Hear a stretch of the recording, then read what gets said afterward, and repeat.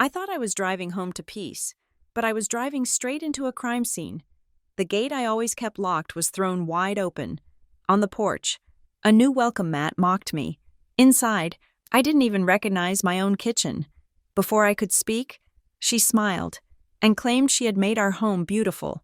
The only problem was that she had used $58,000 of my hard-earned money to do it.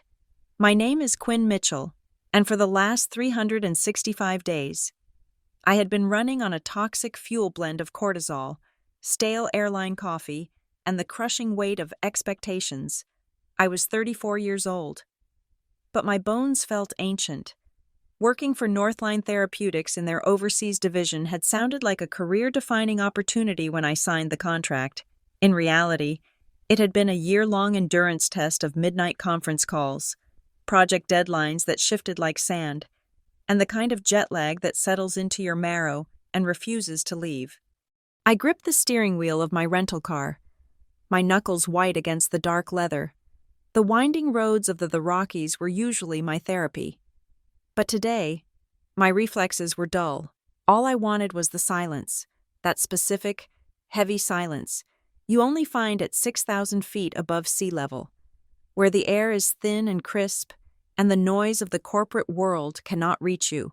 I was driving toward the only place on earth that truly felt like mine, the cabin. It was not a mansion, and it was certainly not a modern architectural marvel. It was a sturdy cedar-sided A-frame that my grandmother had left me 5 years ago, paid for with money she had hoarded away in coffee cans and savings bonds over 4 decades. She had called it her breathing room when she passed. She bypassed my mother, bypassed my cousins, and certainly bypassed my younger sister, Brianna, to leave it to me. She knew I was the only one who would keep it standing rather than selling it to the highest bidder for quick cash. I had planned this trip for 6 months. It was the off-season, which was deliberate. I did not want to see skiers. I did not want to see tourists taking selfies with the pine trees. I wanted 2 weeks of absolute isolation. My phone was already in the glove compartment, turned off. My plan was simple. Hike until my legs burned. Cook simple meals that did not come in plastic trays, and sleep for 12 hours at a time. The GPS indicated I was 2 miles away. My heart rate, which had been elevated for a year, finally began to slow. I rolled down the window, letting the biting cold air rush in, smelling of damp earth and pine needles. This was it, the finish line of a marathon I had been running since I boarded that plane to Europe. Then I saw the gate. The entrance to my property was marked by a heavy iron gate attached to 2 stone pillars. It was old, prone to rust, and required a specific jiggle of the padlock to open. I was paranoid about security, especially given how remote the property was. Before I left for Europe, I had bought a heavy-duty, weather-resistant lock and secured it myself. I had checked it 3 times. As my car rounded the final bend, my headlights swept across the entrance. The gate was wide open. It wasn't just unlatched. It was propped all the way back into the brush, as if expecting a parade.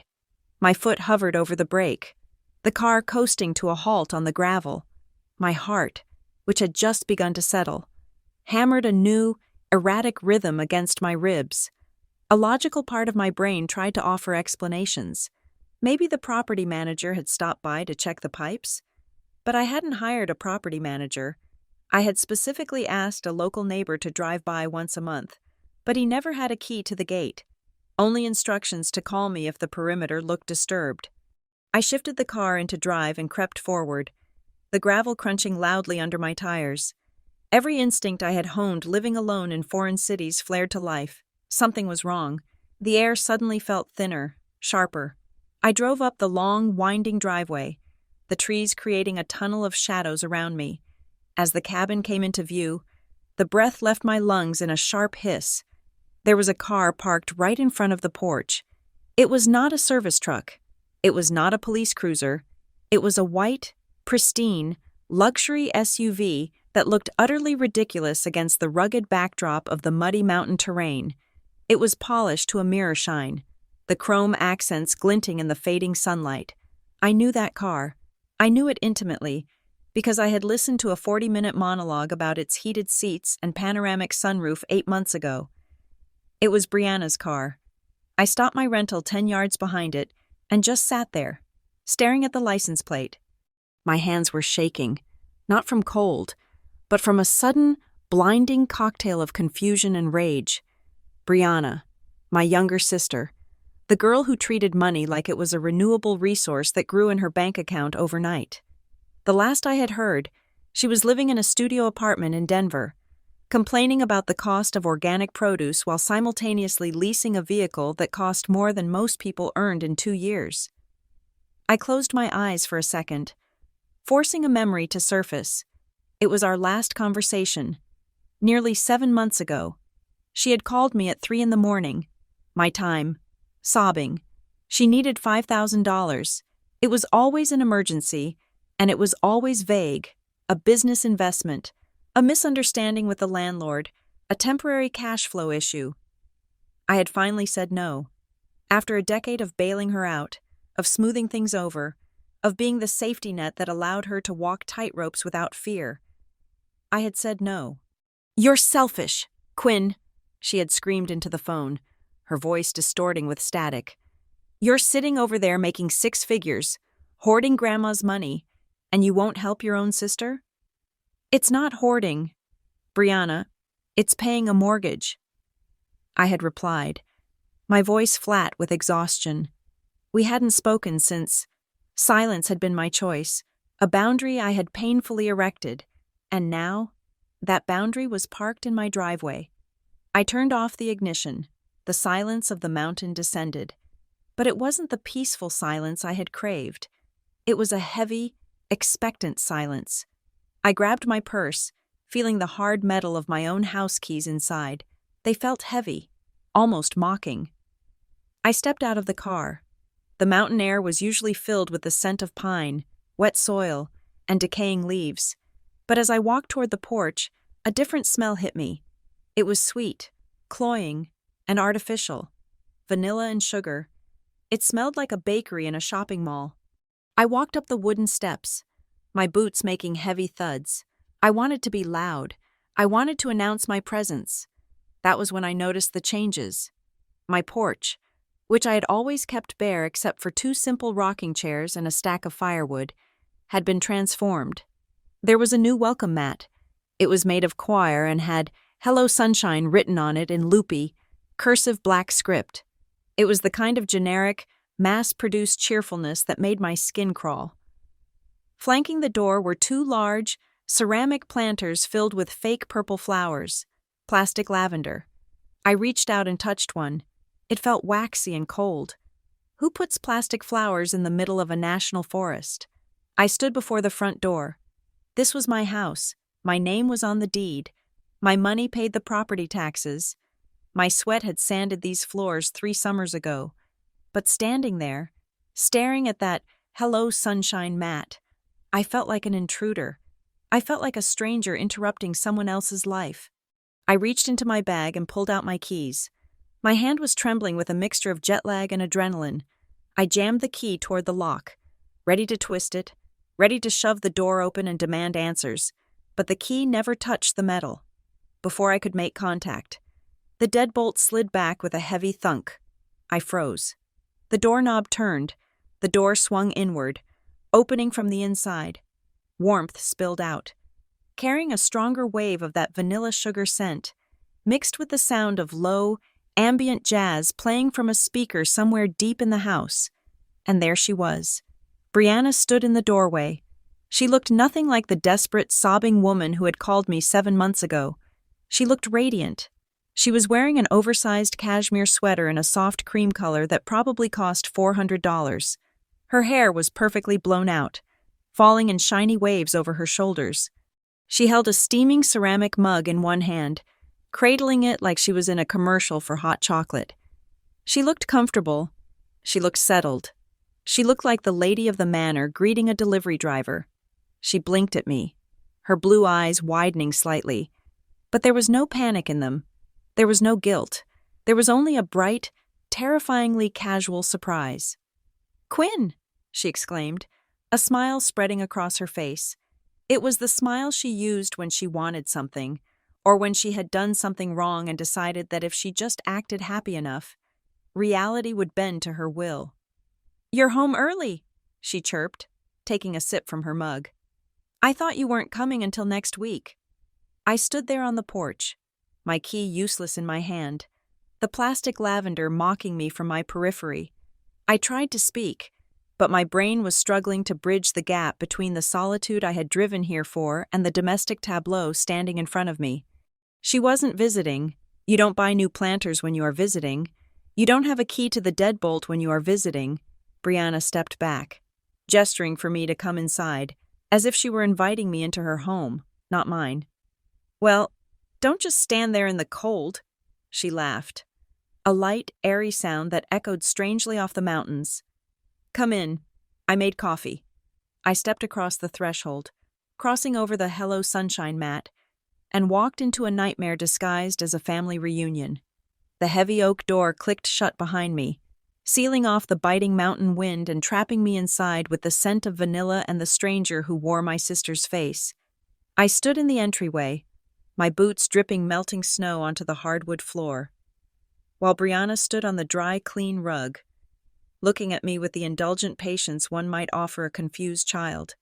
I took a step forward into the living room, and the sense of violation hit me not as a sharp blow, but as a slow, creeping suffocation.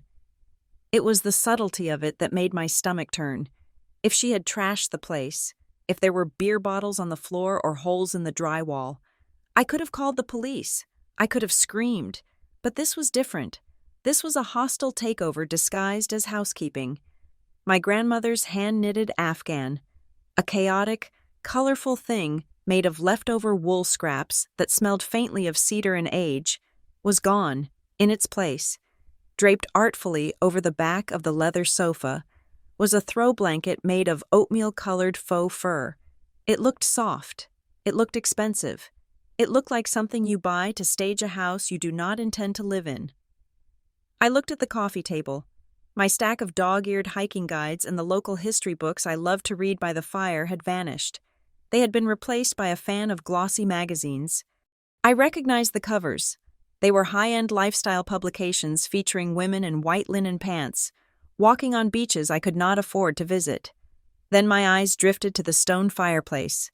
The mantel was the heart of this room. For 5 years, the center of that mantel had held a black and white photograph of my grandmother standing in front of this very cabin in 1982, holding a string of trout she had caught herself. That frame was gone. In its place stood a silver-plated frame, gleaming in the soft light of the floor lamp. Inside was a professional headshot of Brianna. She was smiling her practiced, dazzling smile, her chin tilted up, looking like the CEO of a company that did not exist. It was a territorial marker, a flag planted in the soil of my sanctuary. "What are you doing here, Brianna?" I asked. My voice sounded thin, scraped raw by the dry air and the shock. I was fighting to keep the tremor out of it. She took another sip of her coffee, her eyes crinkling at the corners. She did not look guilty. She did not look caught. She looked comfortable. "I needed a reset," she said, her voice light and melodic. The city was just getting to be too much. The noise, the pollution, it was crushing my creativity. I knew you were in Europe saving the world with your fancy pharmaceutical job, so I thought, why let the house sit empty? Houses die when they sit empty. Quinn, they need breath in them. She walked over to the sofa and fluffed a pillow I did not recognize. "Besides," she continued, "someone needed to keep an eye on things. The pipes. Quinn, you know how fickle mountain plumbing can be in the winter. I have been running the taps. I have been shoveling the walk. Honestly, you should be thanking me. If I hadn't been here during that freeze last month, you might have come home to a flooded basement." I stared at her. The logic was slippery, coated in a veneer of sisterly concern that made it impossible to grip. If I yelled at her now, if I pointed out that I had a timed heating system and a neighbor on call for emergencies, I would be the villain. I would be the ungrateful, rich older sister yelling at the poor, helpful sibling who was just trying to keep the pipes from freezing. She had weaponized her intrusion, She had turned breaking and entering into an act of charity. "You have a key," I said, stating the fact that hurt the most. "I never gave you a key." Brianna waved her hand dismissively, the silver bracelets on her wrist jingling. "Oh, don't worry about that. I remembered where Grandma used to hide the spare under the loose rock by the propane tank. I made a copy. It seemed safer than leaving it out there for just anyone to find." She had violated the security of my home, duplicated a key without permission, and was now framing it as a security measure. The gaslighting was so seamless it was almost admirable. "I want you to leave," I said. It was the only sentence I could form that felt solid. Brianna's face fell, her lower lip jutting out in a pout that had worked on our parents for 3 decades. "Quinn, you just got here. You are tired. You are jet-lagged.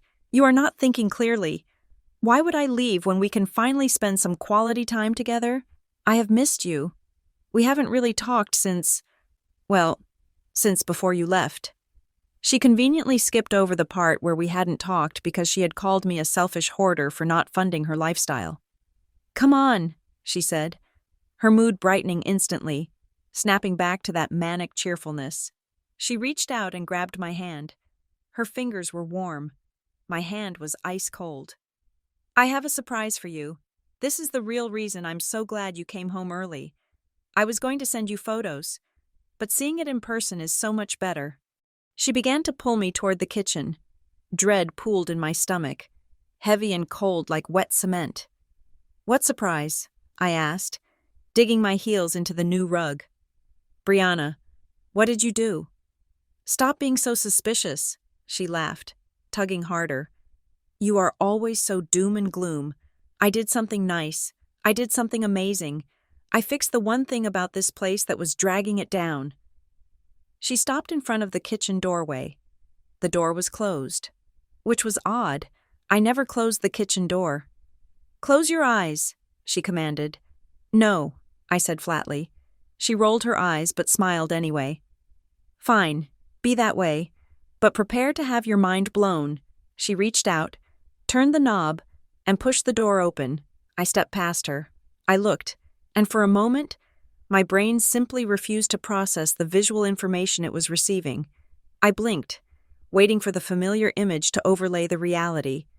But the reality remained. My kitchen was gone. The kitchen I had grown up in. The kitchen where my grandmother had taught me how to knead dough on the sturdy, scarred pine counters. Did not exist anymore. The honey-colored wood cabinets, warm and glowing with decades of oil and care, had been ripped out. In their place hung rows of stark, high-gloss white cabinetry that looked like it belonged in a dental surgery clinic in downtown Los Angeles. They were handleless, sleek, and utterly soulless. The floor, which had been wide plank oak worn smooth by generations of feet, was covered in large rectangular tiles of gray slate. They looked cold. They looked hard. But it was the countertops that made me physically grab the doorframe for support. My grandmother's countertops had been butcher block, solid, heavy wood that bore the marks of 1,000 meals. There was a burn mark near the stove where she had set down a hot cast-iron skillet in 1995. There were knife marks where I had clumsily chopped carrots when I was 7. That wood was a diary of our lives. It was gone. Replacing it was a vast, sprawling expanse of gray-veined quartz. It was the kind of stone you see in hotel lobbies. It was shiny, impenetrable, and dead. The old farmhouse sink, the deep porcelain basin that was chipped in the corner, had been ripped out. A sharp, rectangular stainless steel sink sat in its place. Paired with a faucet that looked like an industrial hose, the room smelled of fresh paint and chemical sealant. The warm smell of old wood and spices was erased. "Ta-da!" Brianna squealed, stepping up beside me and sweeping her arm across the room like a game show host displaying a new car. "Can you believe it? It looks twice as big in here now, doesn't it? That old wood was just so heavy. It made everything feel so dark and dated. I opened it up. I modernized it. It is chic now. Quinn, it is actually livable." I walked into the room, my boots clicking loudly on the slate. The sound was wrong. Everything sounded too sharp. too echoing. I reached out and touched the quartz countertop. It sucked the heat right out of my fingertips. "Where are the cabinets?" I whispered. "Where's the table?" "Oh, that old junk?" Brianna waved a hand. The contractor hauled it away. It was rotting. "Quinn, honestly, it was a health hazard. Splinters everywhere. You can't sanitize wood like you can stone. This is hygienic." She had thrown away history because she couldn't sanitize it. I turned to look at her. She was beaming. She genuinely believed she had done me a favor. She looked at this sterile white box and saw improvement. I looked at it and saw a tomb. "How much?" I asked. My voice was no longer trembling. It had gone dead flat. "What? How much did this cost? Brianna?" She hesitated, just for a fraction of a second, her eyes flicking to the side before returning to mine with defiant brightness. "Well, quality isn't cheap, but I got us a great deal. I have connections. The contractor is a friend of a friend." "How much?" I repeated. $58,000, she said. The number hung in the air between us, distinct and horrifying. $58,000. That was more than my grandmother had made in 5 years at the cannery. That was a significant portion of my savings, money I had set aside for a down payment on a permanent home, money I had traded my sleep and my health for in Europe. $58,000, I repeated, tasting the words. "And who paid for it?" "Brianna, you haven't held a job for longer than 6 months in your life. You didn't win the lottery. So tell me, who paid $58,000 to destroy my house?" She stiffened, her smile faltering just a little at the edges. She smoothed the front of her expensive cashmere sweater. "I put it on your card," she said. She said it with the casual tone one might use to admit they borrowed a cup of sugar. "The one linked to the house account. I figured since you were making so much money over there, and since this increases the equity of the property, it was basically an investment. I did the legwork. Quinn, I managed the project. I dealt with the dust and the noise. You just provided the capital. It is a partnership." She wasn't just staying in my home. She wasn't just rearranging the furniture. She had reached into my life, taken the fruit of my labor, and used it to erase the only physical connection I had left to the person who loved me most. She hadn't just remodeled a kitchen. She had performed a lobotomy on my sanctuary. $58,000, I said again, the shock beginning to curdle into a rage so pure and white-hot it felt like clarity. "It is an investment," Brianna insisted, her voice pitching up, sensing the shift in the atmosphere. "This adds value. If you ever want to sell—" "I never wanted to sell," I interrupted, my voice rising for the first time. "I wanted to live here. I wanted to come home to my grandmother's kitchen. I wanted to see the burn mark on the counter. I wanted to see the wood." "You are being dramatic," she scoffed, crossing her arms. "You are just tired. Once you have a glass of wine and see how the light hits this quartz in the morning, you will thank me. I did this for us. I did this for the family name. That old kitchen was embarrassing. Quinn, it looked poor." And there it was, the truth buried under the layers of gaslighting. It wasn't about pipes. It wasn't about hygiene. It was about Brianna's inability to exist in a space that didn't reflect the status she felt she deserved but refused to earn. She had looked at my history and seen poverty. She had looked at my memories and seen trash. I looked around the white, gleaming room. It was beautiful. In a magazine sort of way, it was perfect, and I hated every square inch of it. "You didn't do this for the family," I said, staring at the reflection of my pale, exhausted face in the black glass of the new oven. "You did this to prove that you could. You did this to show me that no matter how far away I go, no matter how hard I work, nothing is actually mine. Not my money, not my house, not even my memories." Brianna sighed, a loud theatrical exhale of a martyr who is misunderstood. "Fine, be ungrateful. I work my fingers to the bone making this place a showstopper. And this is the thanks I get. You have changed. Quinn, Europe made you cold." She turned and walked out of the kitchen, her heels clicking on the slate, leaving me alone in the expensive, white ruin of my home. I stood there, listening to the hum of a refrigerator that I hadn't chosen, standing on a floor I hadn't paid for, feeling the silence of the mountains pressing in against the windows. But it wasn't a peaceful silence anymore. It was the silence of a crime scene. And she was right about one thing. Europe hadn't made me cold. But standing in this kitchen, realizing that my sister had stolen $58,000 from me to erase my past, that was freezing my heart into something harder than the quartz beneath my hands. I walked out of the kitchen, leaving the cold, gray slate behind, but the chill followed me. It settled in my chest, a heavy, jagged weight. $58,000. The number kept repeating in my head like a broken record, loud and dissonant. I found Brianna in the living room. She was bent over a sleek chrome espresso machine that sat on a side table I had never seen before. It hummed aggressively, spitting dark liquid into a tiny glass cup. "Where did you get the access, Brianna?" I asked. My voice was low, stripped of any sisterly warmth. "You said you used my card. Which card? How?" She didn't turn around immediately. She tapped the side of the machine lovingly. "Look at this crema. Quinn, this is Italian. Top of the line. You can't get coffee like this from a drip pot. I thought we could celebrate your homecoming with lattes." "Stop," I snapped. The word cracked like a whip in the quiet room. "Stop talking about the coffee. Tell me about the money." She turned then, holding the cup out to me, her expression wounded. "Why are you being so intense? I told you. The card linked to the house, the one you left in the desk drawer for emergencies. I found it when I was organizing." "That card expired 2 years ago," I said, my mind racing. "I shredded the replacement before I left for Europe. I never activated it." Brianna shrugged, taking a sip of the espresso herself since I hadn't taken it. "Well, maybe you thought you shredded it.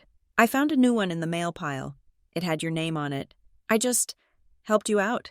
I called the number, activated it. It was easy. They just asked for your social security number and mother's maiden name. Simple security questions. Really, anyone who knows you could do it." She said it so casually. Anyone who knows you. She was admitting to identity theft, as if she were describing how to reset a Wi-Fi router. "You impersonated me," I stated. "You called the bank, pretended to be me, and activated a credit line." "I didn't pretend," she huffed, walking past me to sit on the sofa, tucking her legs under her. "I was acting on your behalf. You were in Europe. You were busy. I didn't want to bother you with the mundane details of home renovation. I knew you'd approve once you saw the results. You make so much money now. Quinn, Northline pays you in euros, right? With the exchange rate. This is nothing to you. It's pocket change. It's an investment." "It is not an investment," I shouted, my control finally fraying at the edges. "It is theft, and $58,000 is not pocket change. That is a year of my life." I pulled my phone out of my pocket, my fingers trembling as I unlocked it. I needed to see the damage. I needed to see the numbers in black and white. I opened my banking app, but as I tried to log in, the screen flashed a red error message. "Credentials invalid." My stomach dropped. "I can't log in." "Oh," Brianna said, examining her fingernails. "Yeah, I might have had to update the login info when I set up the autopay for the contractors. The old password was too weak. I made it stronger for you." "You changed my password?" I stared at her, horror dawning on me. "Brianna, give me the new password, now." "Relax. I wrote it down somewhere," she said vaguely. "I think it's in the office." I didn't wait for her. I turned and marched down the hallway toward the small room at the back of the house that served as my office. I pushed the door open and stopped dead. My office, once a sanctuary of disorganized piles of books and a messy, comfortable desk, had been transformed into a command center for someone else's life. There was a new chair, a white leather ergonomic monstrosity that looked like it belonged on a spaceship. On the desk, my old laptop was pushed to the side, buried under stacks of papers. But it wasn't just papers. I walked over and picked up the first sheet. It was an invoice for a 70-inch 4K television. $1,400. Under that, a receipt for a home spa system, including a sauna blanket and high-end facial steamers. $1,800. I started flipping through the papers faster, my breath coming in short, shallow gasps. New bar stools, $800 each. Custom window treatments, $4,000. A landscape consultation fee, $500. I looked at a spreadsheet printed out and taped to the wall above the desk. It was titled Project Sanctuary. It detailed phases. Phase 1, kitchen, complete. Phase 2, master bath, pending. Phase 3, deck expansion, scheduled for June. The total at the bottom of the expenditures to date column wasn't $58,000. It was $84,322. My knees gave out. I sank into the white leather chair, the leather squeaking beneath me. $84,000. She hadn't just remodeled the kitchen. She had burned through my savings, maxed out credit lines I didn't know I had, and was planning to spend more. I looked at the desk again. To the right of the invoices was a stack of envelopes. My mail. I grabbed the stack. Bank statements, credit card offers, tax documents. But something was wrong. The address on the window of the envelope wasn't the cabin's address. It was a P.O. box in the town 10 miles away. I ripped open a bank statement from 3 months ago. The change of address confirmation was stapled to the front. "You diverted my mail," I whispered to the empty room. I started opening drawers. The bottom drawer, where I kept my personal files, my birth certificate, my passport copy, the deed to the cabin, was unlocked. I pulled it open. The files were a mess. Papers were shoved in haphazardly. I pulled out the folder labeled Personal ID. My spare passport photos were gone.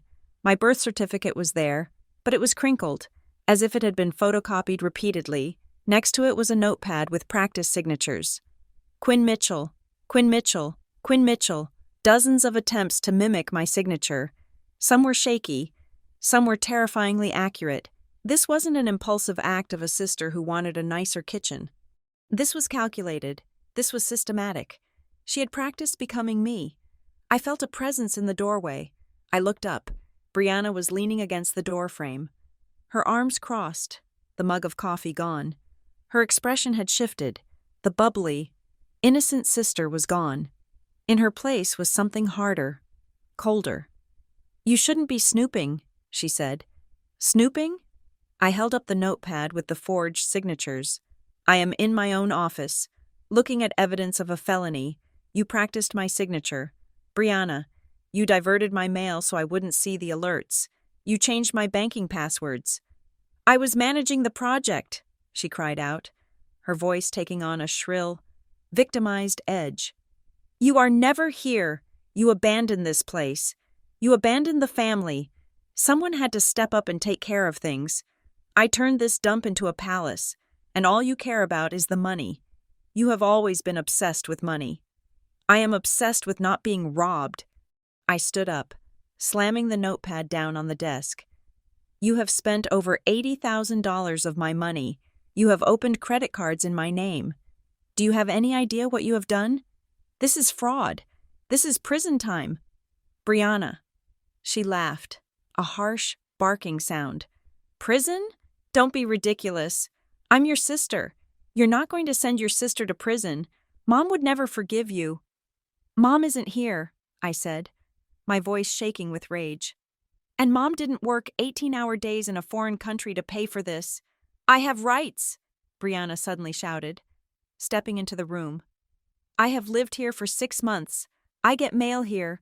I have utilities in my name. Well, in our name. You can't just kick me out. I have tenant rights. If you try to throw me out, I'll sue you for illegal eviction. I looked it up. I have established residency." I stared at her. The audacity was breathtaking. She had stolen my identity to pay for the roof over her head, and now she was using tenancy laws to hold me hostage under it. "You are not a tenant," I said, my voice dropping to a deadly whisper. "Tenants pay rent. Tenants sign leases. You are a squatter. I am family, she screamed, her face flushing red. And I have nowhere else to go. I gave up my apartment in Denver because I was dedicating myself to this project. If you kick me out, I will be homeless. Is that what you want? You want your little sister sleeping in her car in the snow? She was pivoting so fast it was making me dizzy. First she was the hero renovator, then the victim of my greed, and now the vulnerable, homeless waif. It was a masterclass in manipulation. You have a car worth $60,000 parked outside, I said. You can sell it. I can't, she snapped. It's a lease, and I need it to get around. You are being so cruel. Quinn, I did this for you. Why can't you see that? You did it for yourself, I said, walking around the desk to stand face to face with her. You wanted the lifestyle without the work. You wanted the sanctuary without the mortgage. You used me as a credit card with a pulse. I looked down at the papers on the desk. The evidence of her betrayal spread out like a map. The $84,000, the forged signatures, the redirected mail. I want you out, I said. I don't care about tenancy laws. I don't care about Mom. I want you and your things out of my house. Brianna narrowed her eyes. I'm not going anywhere. This is my home now, too. I put my blood, sweat, and tears into this place. You put my money into this place, I corrected her. And you didn't just renovate a kitchen. Brianna, you stole my life. You impersonated me to the bank. You signed legal documents as me. I picked up the bank statement with the change of address. That's not just a family dispute, I said, looking her dead in the eye. That is federal mail fraud. That is identity theft. That is grand larceny. Brianna's face paled slightly, but she held her ground. You wouldn't. Try me, I said. You have until I finish making a phone call to pack your bags. Who are you calling? She asked, a flicker of genuine fear finally appearing in her eyes. I'm calling the bank, I said. And then I'm calling a lawyer. And then, if you are still here, I am calling the sheriff. I am a tenant, she shrieked again, falling back on her rehearsed defense. You can't just throw me out. I have rights. I looked at her, really looked at her, and realized I didn't see my sister anymore. I saw a stranger who had worn a mask of family to get inside the gate. You are right, Brianna, I said, my voice cold and steady, cutting through her hysteria. Tenants have rights, but you are not a tenant. You are an intruder who has committed felonies to occupy this property. You are not a resident. You are a criminal who has barricaded herself in a crime scene. I walked past her, out of the office, and into the hallway. Where are you going? She yelled after me. To find a signal, I said without looking back. And to cancel everything you have built. I walked to the front door, grabbed my coat, and stepped out onto the porch. The Hello Sunshine mat was still there. Cheerful and mocking, I kicked it aside, sending it skittering across the wooden planks. The cold air hit my face, drying the sweat that had broken out on my forehead. I looked at her SUV. I looked at the new planters. I looked at the gate she had left open. She had thought I would be passive. She had thought I would be the good big sister who would sigh, write a check to cover the damage, and let her stay because family is family. She had banked on my guilt. She had banked on my love. She had miscalculated. I pulled my phone out. The signal was weak. Just one bar. But it was enough. I dialed the number for my bank's fraud department. As the line began to ring, I looked back through the open door. Brianna was standing in the hallway, watching me. She looked small now. The arrogance was cracking. Quinn, please, she called out, her voice trembling. Don't do this. We can work it out. I can pay you back. Slowly. $84,000. Brianna, I said to the air as the operator picked up. You can't pay that back. Chase Fraud Prevention. This is Sarah. How can I help you? The voice on the phone said. I took a deep breath. My name is Quinn Mitchell. I need to report unauthorized activity on my accounts, all of them. And I need to report that my identity has been compromised by a family member. I watched Brianna's face crumble as she realized I was actually doing it. I was blowing up the world she had built on my dime. And for the first time since I drove through the gate, I didn't feel tired anymore. I felt awake, terrifyingly awake. The silence in the cabin was no longer the stunned silence of a victim. It was the heavy, pressurized silence of a countdown. I stepped back inside, the cold air from the open door swirling around my ankles. Brianna was still standing in the hallway, looking small against the backdrop of the renovations she had financed with my life. She was waiting for me to fold. She was waiting for the moment I would sigh, rub my temples, and say we would figure it out later. That was the script. That had always been the script. I looked at my watch. It was exactly 2:00 in the afternoon. "You have 3 hours," I said. My voice was not loud, but it carried through the open-plan space like a gavel strike. "I want you and everything you own out of this house by 5:00. If you are still here, the sheriff's deputies will be removing you." Brianna blinked, her mouth opening and closing like a fish on dry land. "You can't be serious. Quinn, be reasonable. Where am I supposed to go? The roads are icy. It is dangerous."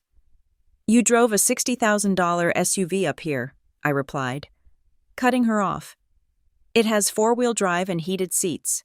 You will be fine. Pack, now." I held out my hand. "And give me the key." Brianna's eyes darted to the left. It was a tell she had had since she was 6 years old and stole a candy bar from the corner store. I don't have it on me. I think I lost it. I've just been leaving the back door unlocked when I go out." "You are lying," I said. I didn't say it with anger. I said it as a simple observation of fact, like noting the sky was blue. "You have a copy on your keychain. I saw it when you opened the door. Put it on the counter. Now." She hesitated, measuring the distance between us, measuring the resolve in my eyes. Then, with a huff of petulant fury, she dug into her pocket and slammed a shiny new brass key onto the quartz countertop. The metal rang out against the stone, a sharp, ugly sound.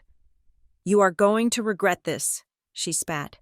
"When Mom finds out you threw me out in the snow like a dog, she is never going to speak to you again."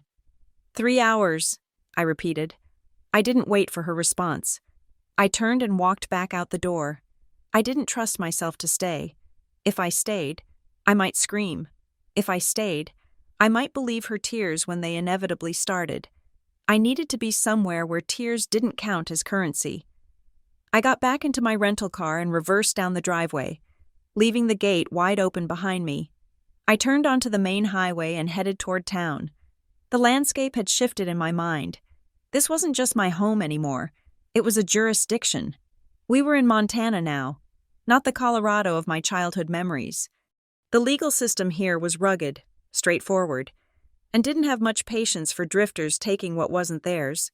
I needed to use that. I drove fast, the speedometer hovering near 70, but my mind was moving faster. I needed a strategy. I needed armor. 30 minutes later, I parked in front of a brick building in the center of town. The sign on the door read, "Porter and Associates, Attorneys at Law." I had looked them up on my phone in the driveway while waiting for the fraud department to pick up. Elaine Porter was rated as the most aggressive litigator in the county. I didn't need a mediator. I needed a shark. The office smelled of mahogany polish and old paper. The receptionist tried to tell me Ms. Porter was booked, but the look on my face must have communicated that this was not a social call. 10 minutes later, I was sitting across a wide oak desk from a woman who looked like she could cut glass with her jawline. Elaine Porter was in her 50s, wearing a sharp gray suit that looked out of place in a mountain town, but perfectly at home in a courtroom. She listened to me for 20 minutes without interrupting once. She took notes on a yellow legal pad, her pen scratching rhythmically. I told her everything: the kitchen, the $58,000, the total that was climbing past $84,000, the diverted mail, the forged signatures, the claim of tenancy. When I finished, silence hung in the room. Elaine capped her pen and set it down. She looked at me over the rim of her glasses. "I am going to ask you one question. Ms. Mitchell, she said. Her voice was dry and devoid of sympathy. And I need you to answer it not as a sister, but as a plaintiff. Are you willing to turn this into a criminal matter? Because based on what you have told me, that is the only road that leads to you getting your house back. I swallowed. Criminal? I just want her out. I want my money back. You won't get the money back, Elaine said bluntly. Let's be realistic. Someone who steals $80,000 from a sibling to renovate a kitchen doesn't have a secret savings account to reimburse you. The money is gone. This is about containment, and it is about liability. She picked up her notes.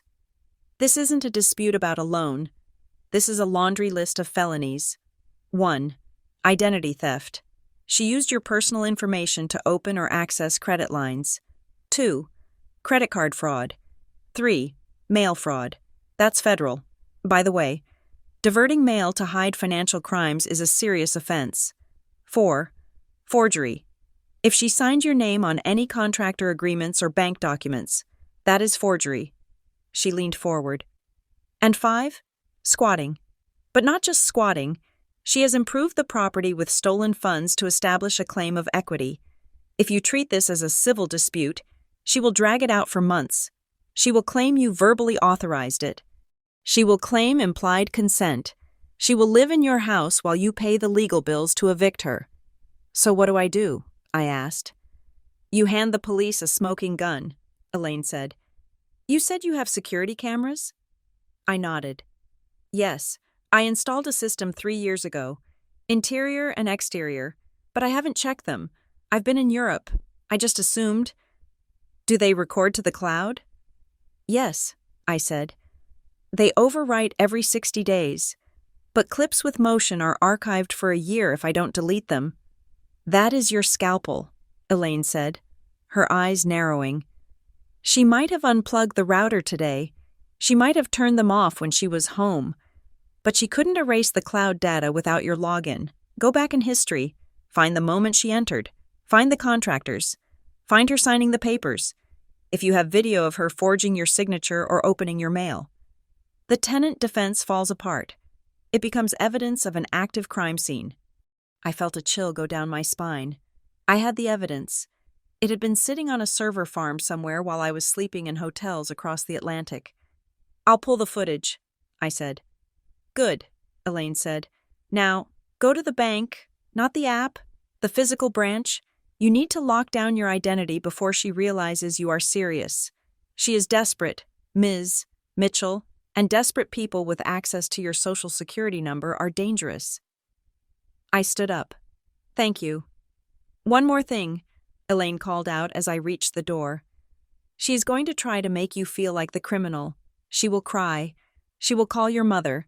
She will tell everyone in this town that you are a monster. If you flinch, you lose. Can you handle that? I guess I have to, I said.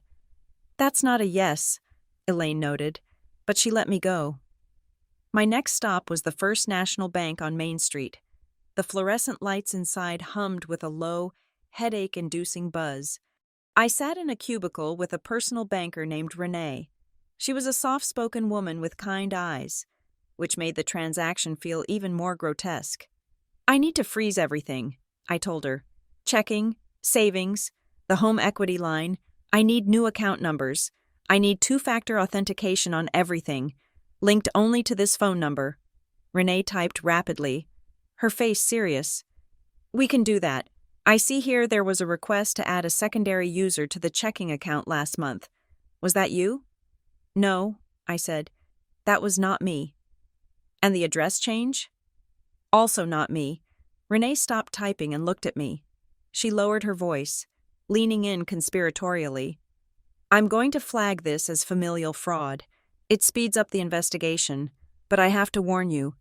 It means we will automatically file a police report. The bank becomes the victim as well as you. You won't be able to drop the charges later if you change your mind. I understand, I said. Renee sighed, hitting the enter key with a decisive click. You'd be surprised, honey. We see this every week. It's rarely a stranger hacking from Russia. It's usually a nephew with a drug problem or a sister who thinks she's owed something. Family does this more than you think. They convince themselves it's borrowing. She didn't borrow, I said, thinking of the white cabinets. She erased me. Then let's make sure she can't do it again, Renee said. She handed me a stack of papers. Affidavits of fraud, dispute forms for 75 separate transactions. I signed my name over and over again, my real signature, sharp and angry, reclaiming my identity one stroke at a time. When I walked out of the bank, the sun was beginning to dip behind the mountains, casting long, violet shadows across the snow. The temperature was dropping. My 3-hour deadline was halfway gone. I had one more stop. The police station was a squat, concrete building at the edge of town. It looked like a bunker. I walked in and asked to speak to a detective. After 20 minutes of waiting on a hard wooden bench, a man came out. Detective Knox looked like he had been carved out of the same granite as the mountains. He was older, with a thick gray mustache and eyes that had seen everything and found most of it disappointing. He led me into a small interview room and listened. He didn't take notes like Elaine. He just watched me. When I handed him the preliminary fraud report Renee had printed out for me, he glanced at it and tossed it onto the table. "Brianna Mitchell," he said. "I know the name. We pulled her over 2 months ago for speeding, driving a brand new luxury car. She told the officer she was a property developer." "She's unemployed," I said. "Clearly," Knox grunted. "Look, Ms. Mitchell, I can take this report. Based on what you're saying, the amount of money, the forgery, this is a felony case. Class B. We're talking real time, not a slap on the wrist." "I know." Knox leaned back in his chair, the springs groaning. "Here is what is going to happen. I am going to go up there. I am going to knock on the door. If she is still there, I'm going to ask her some questions. If she lies, and she will, and then we find proof she lied, I am going to put her in cuffs. I am going to put her in the back of my car, and I'm going to drive her down here and book her into the county jail." He paused, letting the reality of the image sink in. "And 5 minutes after that," he continued, "your phone is going to ring. It will be your mother, or your aunt, or your grandmother if she was still alive. They are going to scream at you. They are going to tell you that you are destroying the family. They are going to say she made a mistake. They are going to offer to pay you back in installments of $50 a month for the next 300 years. He leaned forward, his eyes locking onto mine. "The pressure will be heavy. It will be relentless. And if you fold, if you come back here in 2 days and ask to drop the charges, you are wasting my time and the taxpayers' money. So I am asking you now, before I start the paperwork, are you ready for the war? Because the war isn't with the legal system. The war is with your blood." I thought about the Hello Sunshine mat. I thought about the quartz countertops. I thought about the practice signatures in my desk drawer. I thought about the fact that while I was working 16-hour days in a time zone 6 hours ahead, missing birthdays and holidays to build a future, my sister was systematically dismantling that future to buy herself a temporary feeling of importance. I looked at Detective Knox. I didn't feel the hesitation I thought I would. I felt a strange, cold clarity. "I have been the peacekeeper for 34 years, I said. "I have paid the bail. I have paid the rent. I have apologized for things I didn't do just to keep dinner quiet. I have prepared my whole life for this moment. Detective, I just didn't know I was preparing to fight her." I stood up. "I am ready," I said. "And I'm not answering the phone." Knox nodded slowly. It was a nod of respect. "All right then, let's go see if she packed." He grabbed his hat. "You head back up. I'll be 5 minutes behind you. Don't engage her. Just wait." I walked out of the station. The air was frigid now. I got into my car and turned the key. The engine roared to life. I wasn't driving home to relax anymore. I was driving to a crime scene to oversee the eviction. And for the first time in my life, I wasn't afraid of being the bad guy.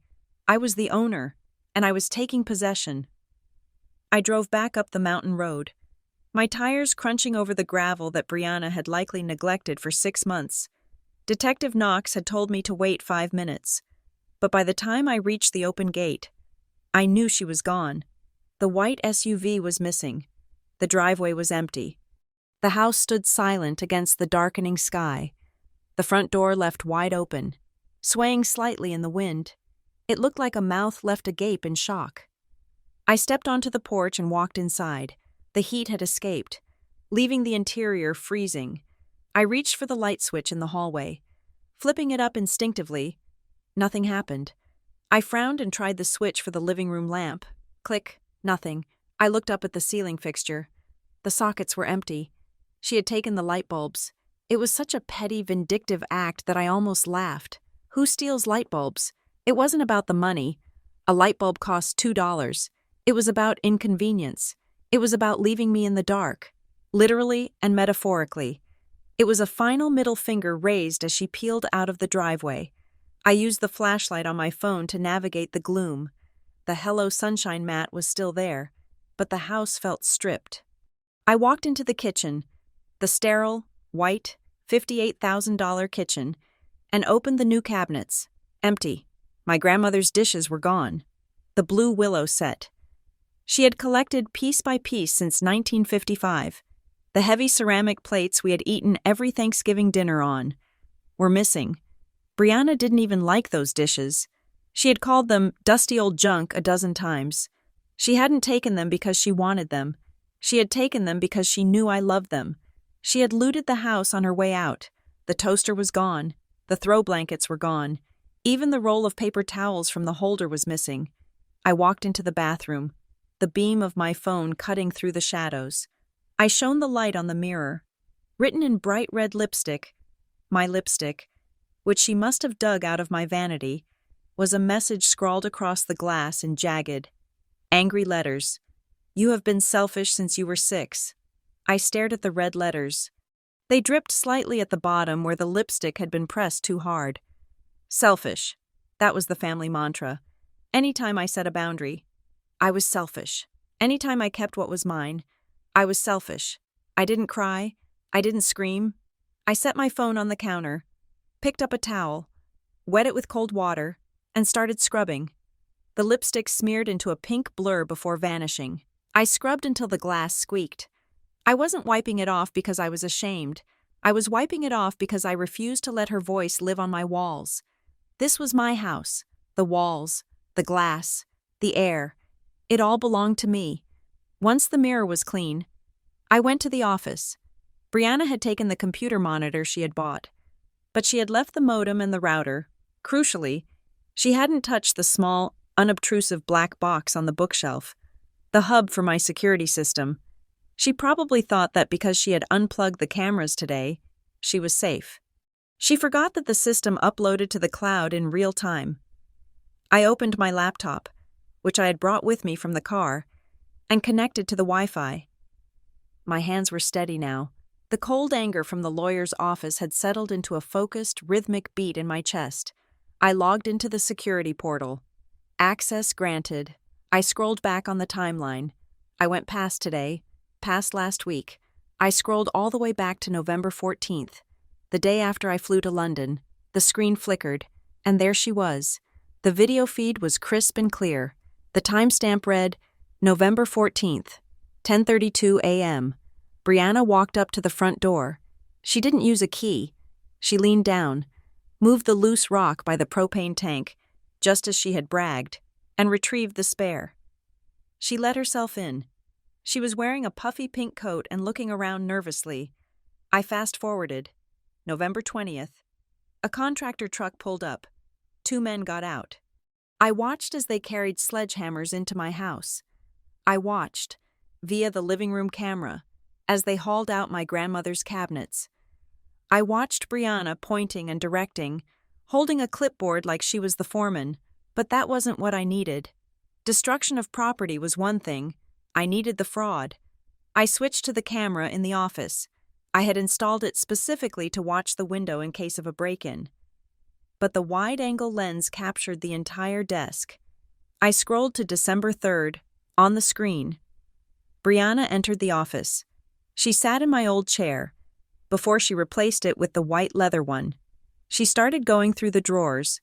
I watched, holding my breath, as she pulled out the file marked Personal ID. She took out my birth certificate. She took out my social security card. She laid them flat on the desk. Then, she pulled out her smartphone. The resolution on the camera was 4 megapixels. It was high definition. I could see the screen of her phone as she hovered over the documents. She took a picture. Then she adjusted the lighting and took another. Then came the smoking gun. She pulled a credit card offer out of a pile of mail. She ripped it open. She put the phone to her ear. I turned up the volume on the clip. The audio was faint, but audible. "Yes, hi." Brianna's voice came through the laptop speakers. Tinny but distinct. "This is Quinn Mitchell. I'd like to activate my new card." There was a pause. "Social? Yes, of course. It is."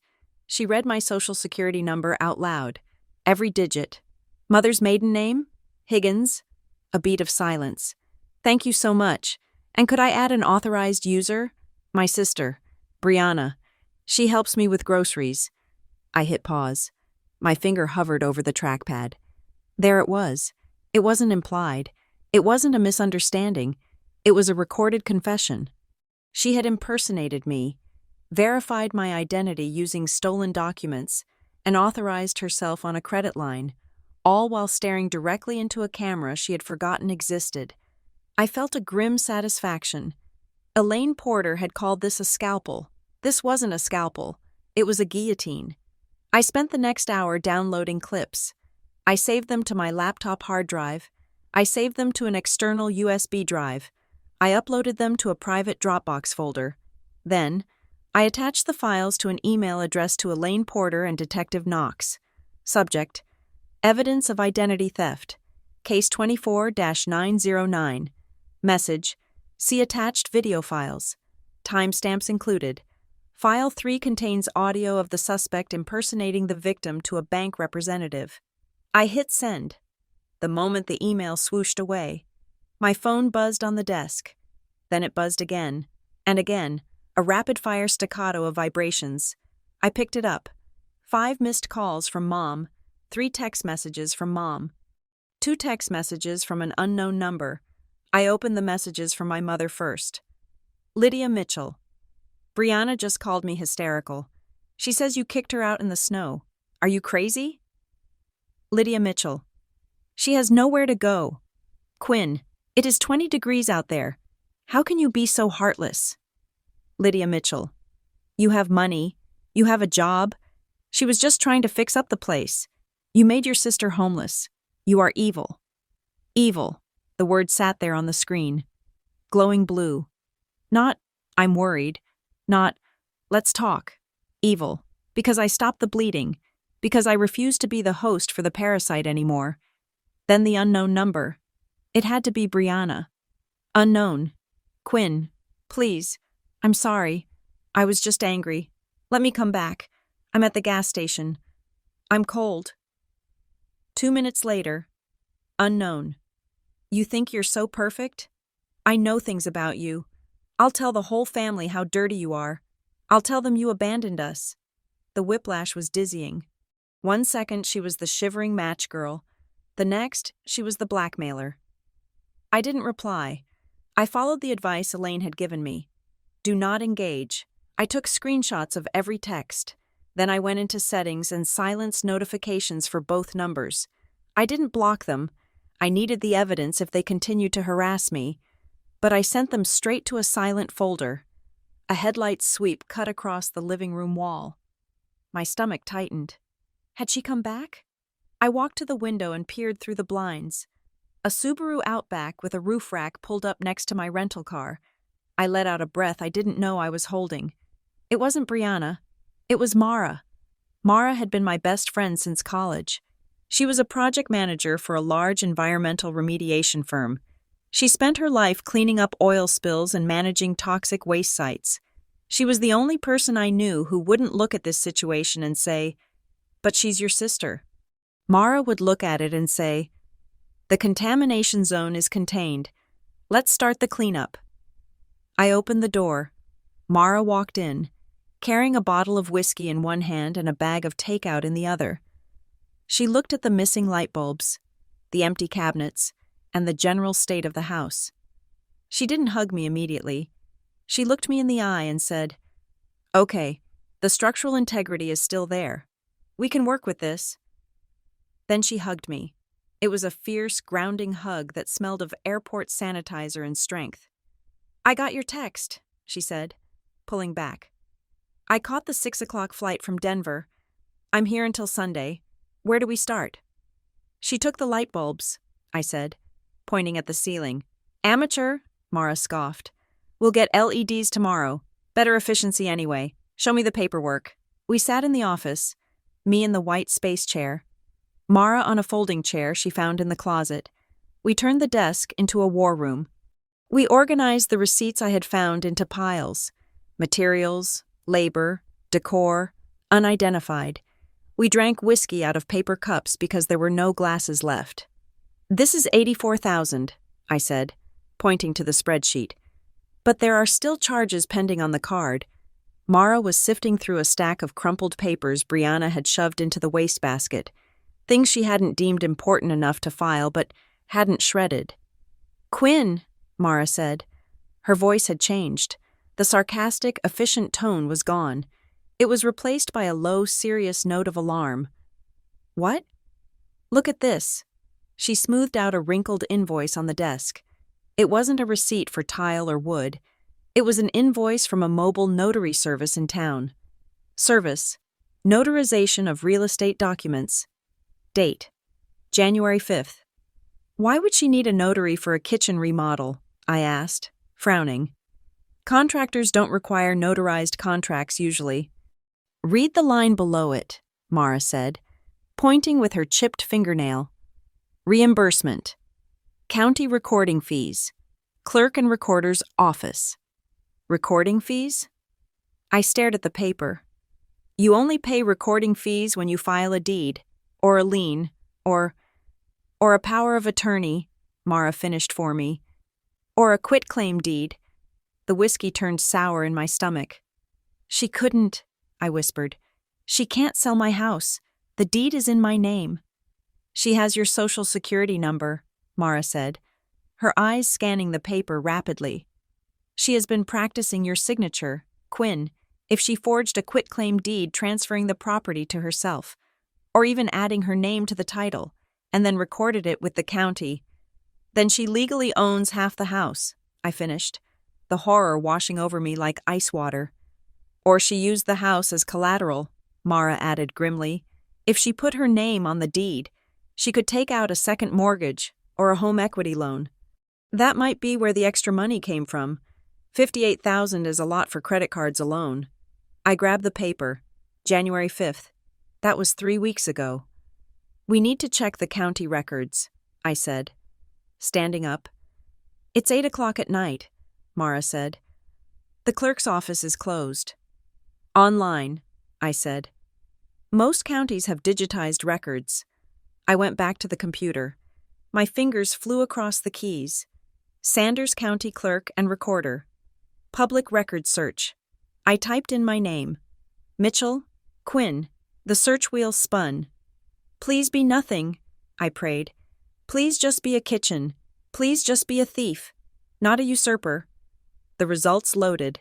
There were 2 new entries in January. One was a notice of commencement for the construction. Standard.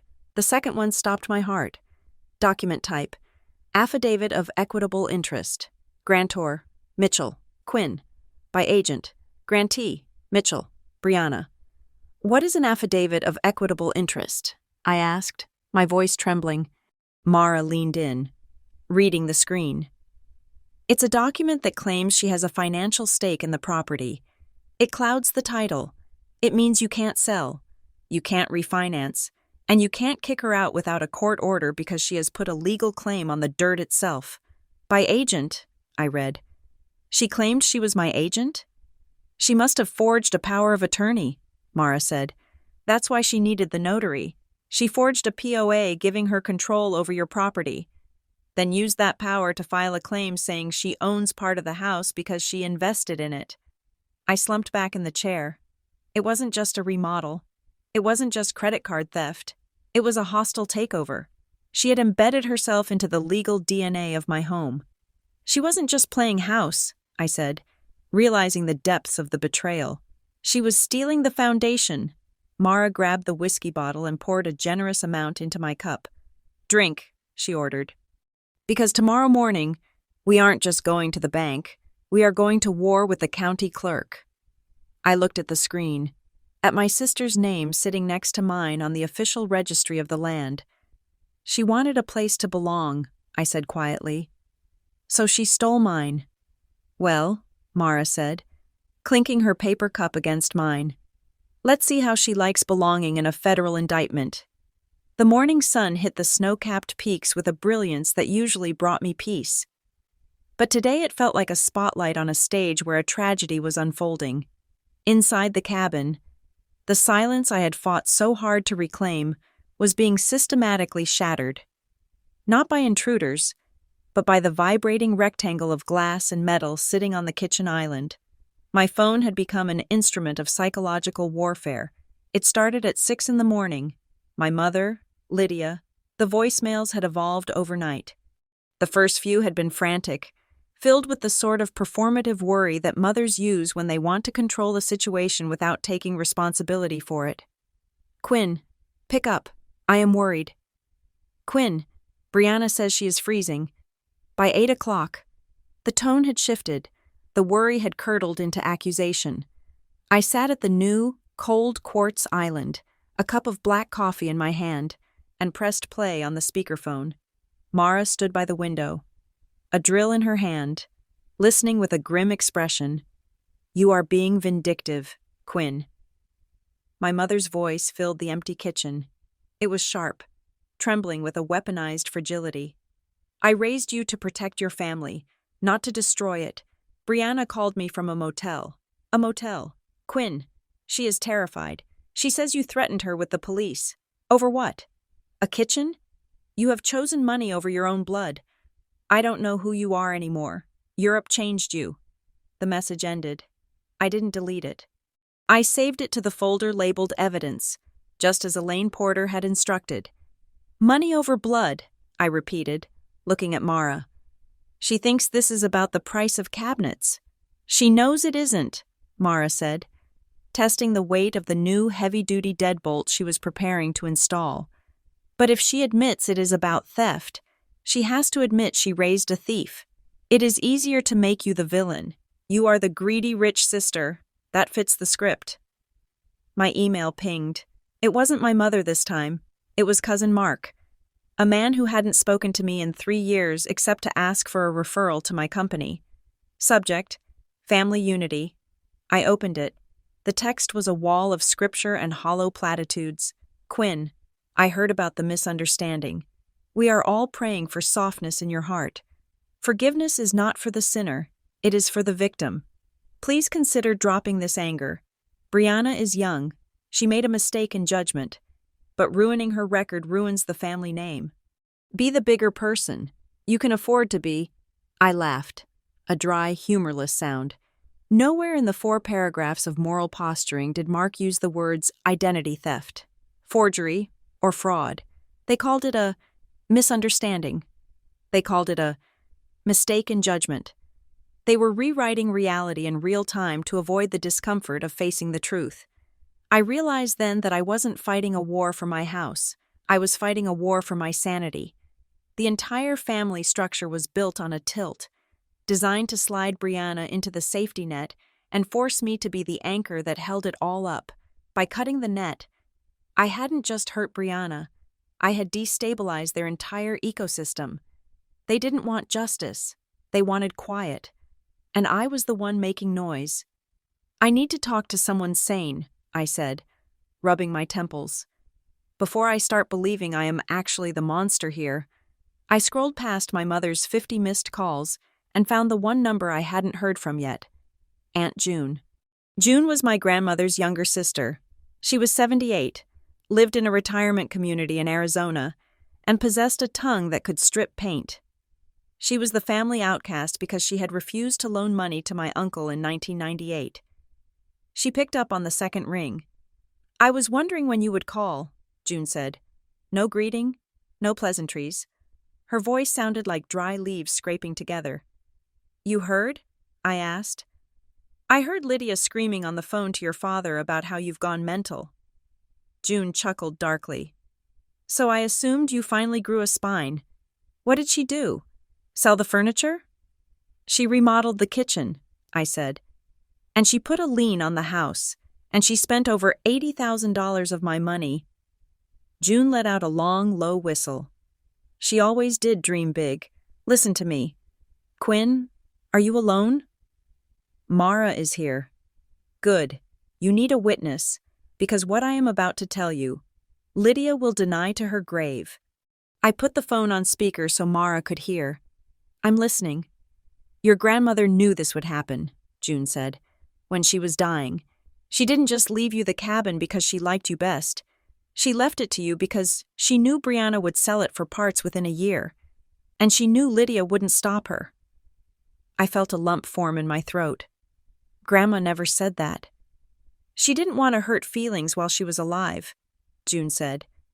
But she wrote a letter. She gave it to me for safekeeping. She said, "Give this to Quinn when the wolves come knocking. I mailed it to your apartment in London last week. But I guess you are here now." What does it say? I whispered. It says that boundaries are not punishments, June recited, her memory sharp as a tack. It says that this cabin is your breathing room, and you are not allowed to let anyone suffocate you in it, not even your mother, especially not your mother. June paused, and I could hear her lighting a cigarette, a habit she refused to quit. Quinn, honey, June continued, her voice softening just a fraction. Your family relies on you to be the fixer. If you don't fix this, if you let the law handle it, they will hate you for it. They will hate you because you are forcing them to look at the mess they created by spoiling that girl rotten. You have to decide if you want their love or your self-respect, because you cannot have both. I think I already made that choice, I said, looking at the empty space where my grandmother's photo used to be. Good, June said. Burn them down, Quinn, and if you need money for the lawyer, you call me. I have a bingo fund I haven't touched. I hung up, feeling the first true steady ground beneath my feet in 24 hours. I wasn't crazy. I was just the first one to say no. She is right, Mara said from the hallway. She was holding a screwdriver and a box of new electronic sensors. And that is why we need to fortify. Brianna isn't just a brat. Quinn, she is delusional, and she is backed into a corner. If she thinks the house is hers, she might try to come back and take it. We spent the next 3 hours turning the cabin into a fortress. It wasn't paranoia. It was a necessary reaction to the escalation. Mara replaced the locks on the front and back doors with reinforced deadbolts that required a code and a physical key. We installed contact sensors on every window on the ground floor. I climbed a ladder to reinstall the exterior cameras Brianna had disabled, positioning them higher, out of reach. I linked everything to Mara's phone as well as mine. As I was screwing the final mount into the cedar siding, my phone buzzed again. Another text from the unknown number. Brianna. Unknown. You really think you can win? I have rights. I talked to a lawyer too. He said what you did was an illegal eviction. We are coming back. We? I muttered to myself. I climbed down the ladder and showed the text to Mara. She says, we. Who is we? Probably a boyfriend, Mara said, checking the feed on her tablet. Or just a bluff, but we treat it as a threat. I saved the text. Every threat was another brick in the wall I was building between us. At 4 o'clock, the sun began to dip behind the tree line, casting long shadows across the snow. The cabin was secure. The locks were changed. The cameras were recording. It was time to stop dodging the call. I walked out to the porch, needing the cold air to keep my head clear. I dialed my mother's number. She picked up on the first ring, breathless, as if she had been staring at the phone waiting for me to break. Quinn, she cried. Oh, thank God. Tell me you came to your senses. Tell me you are going to the motel to pick her up. It is going to snow tonight. Quinn. I am not picking her up, Mom, I said. My voice was calm, detached. It didn't sound like the daughter who used to beg for approval. I am calling to tell you that I have filed a police report. And I have spoken to a lawyer. If Brianna comes back to this property, she will be arrested for trespassing." There was a silence on the other end, a thick, shocked silence. Then, the explosion. "You called the police?" Lydia screamed. "On your sister? On my daughter? Are you insane? Do you have any idea what this will do to her? She has a record. Quinn, she can't have another incident." "She has a record?" I asked, cutting in. "I didn't know that. What does she have a record for?" My mother stammered. It was a mistake, a shoplifting thing a few years ago. It was nothing, but if you press charges, they will bring it up. You are going to ruin her life over a renovation." "It is not a renovation. Mom," I said, leaning against the railing. "She stole my identity. She forged a power of attorney. She put a lien on my house. She tried to steal the deed. That is not a mistake. That is a calculated crime." "She was trying to help you," Lydia sobbed. "She wanted the house to be nice for the family. She thought if she fixed it up, we could all have Christmas there. She did it for us. And you? You are just cold. You have always been cold. You sit over there in Europe with your money and you judge us. I send you $2,000 every month." "Mom," I said, "I paid for Dad's surgery. I paid for Brianna's car insurance last year. Does that sound cold to you?" "That is just money," she spat. "You think you can buy love? You think because you write checks you are better than us?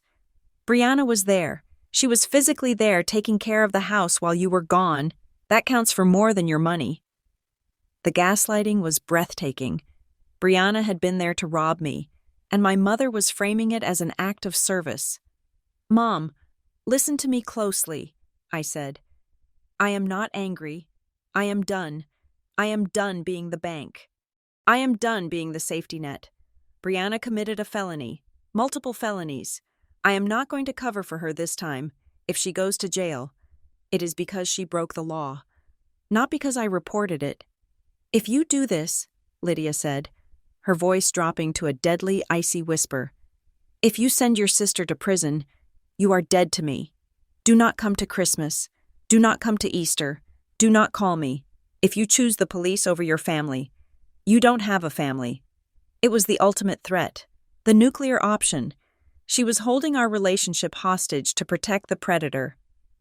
I looked out at the mountains. The sky was turning a deep, bruised purple. I felt a tear slide down my cheek, but it wasn't from regret. It was from relief. The cord was finally cut. "You are angry at the wrong person." "Mom," I said softly, "I didn't do anything to her. She did this to all of us. She forced this choice, and if protecting myself means I can't come home to you, then I accept that." "You are making a mistake," Lydia hissed. "You will be alone." "I would rather be alone in a house that is mine," I said, "than surrounded by people who steal from me." "Don't you dare come back here," Lydia said. "Don't you dare show your face in this town, unless it is to drop those charges." "I'm not coming to your house, Mom," I said. "I'm staying in mine, and I'm going to defend it." I hung up. I stood there for a long time, listening to the wind howl through the pines. The connection was severed. I felt lighter, as if a heavy, wet coat had been lifted from my shoulders. The door opened behind me. Mara stepped out, handing me a glass of whiskey. She didn't ask how it went. She knew. "The sensors are active," Mara said. "The perimeter is secure." "Good," I said, taking the glass. "Because I have a feeling the legal war is just starting." "Let them come," Mara said, clinking her glass against mine. "We have the high ground." I looked down at the driveway. The gate was closed and locked.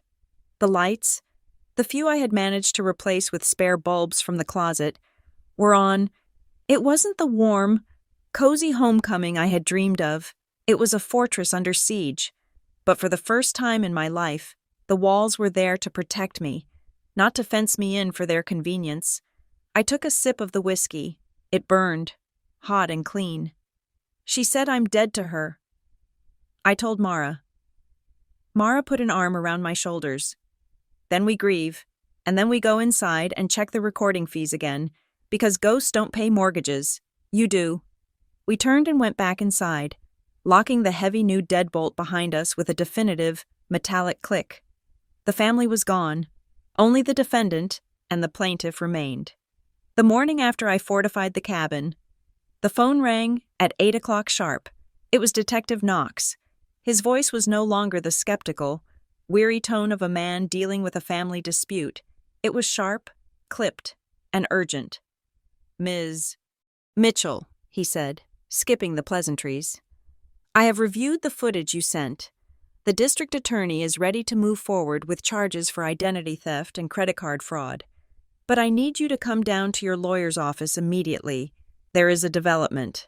"What kind of development?" I asked, gripping the phone. "We ran a preliminary financial background check on your sister as part of the booking preparation," Knox said, "and we found a pattern. We don't think she just wanted to spend your money, Quinn. We think she was trying to liquidate you. She wasn't renovating that house to live in it. She was renovating it to leverage it." "I'm on my way," I said. I grabbed my coat and signaled to Mara. We drove down the mountain in silence, the weight of Knox's words hanging in the air between us like smoke.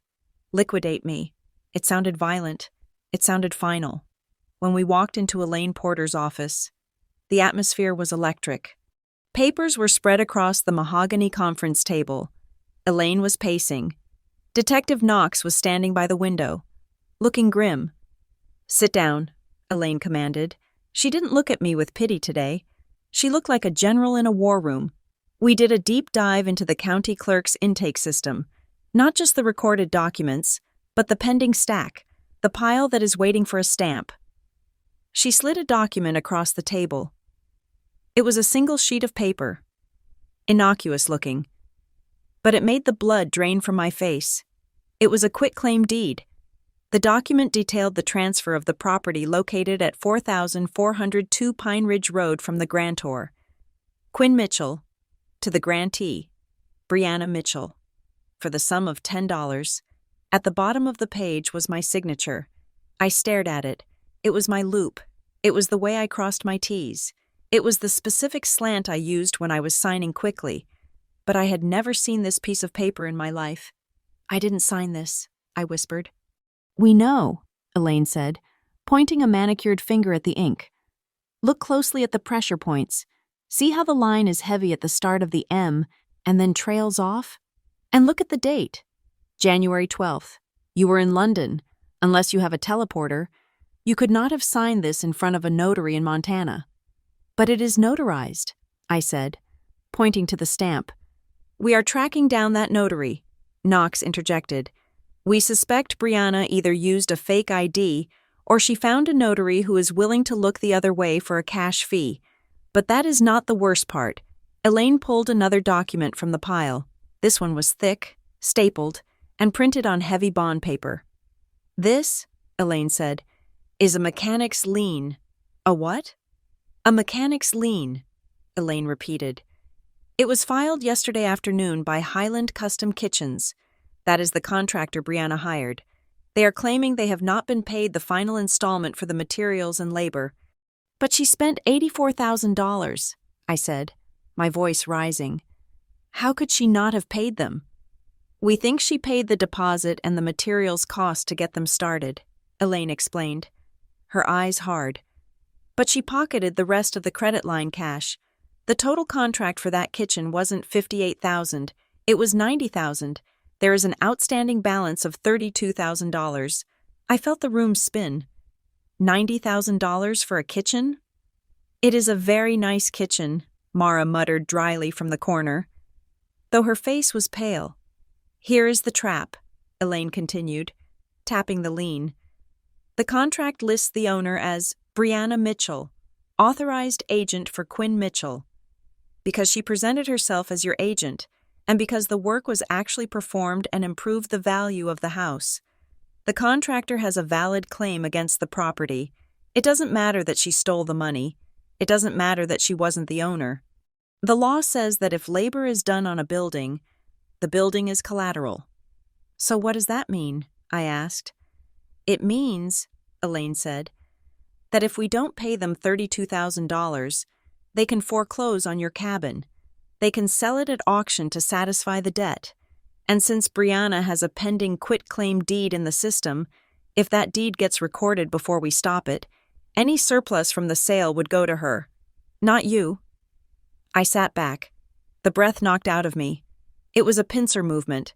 On one side, she was stealing the title. On the other side, she was loading the property with debt that would force a sale. She tried to sell my house out from under me, I said. She tried to strip mine it. Knox corrected. We think the plan was to get the title, take out a maximum value home equity loan, probably $300,000 or $400,000 based on the new appraisal, take the cash, and vanish before the lien hit. She would have walked away with $500,000, and you would have come home to a foreclosure notice and a house owned by the bank. My phone buzzed. It was Renee from the bank. I put it on speaker. Quinn? Renee's voice was urgent. I found something else. I was looking through the rejected applications log. We had a hit from 3 weeks ago. Someone applied for a personal consolidation loan in your name for $75,000. Let me guess, I said. It was denied.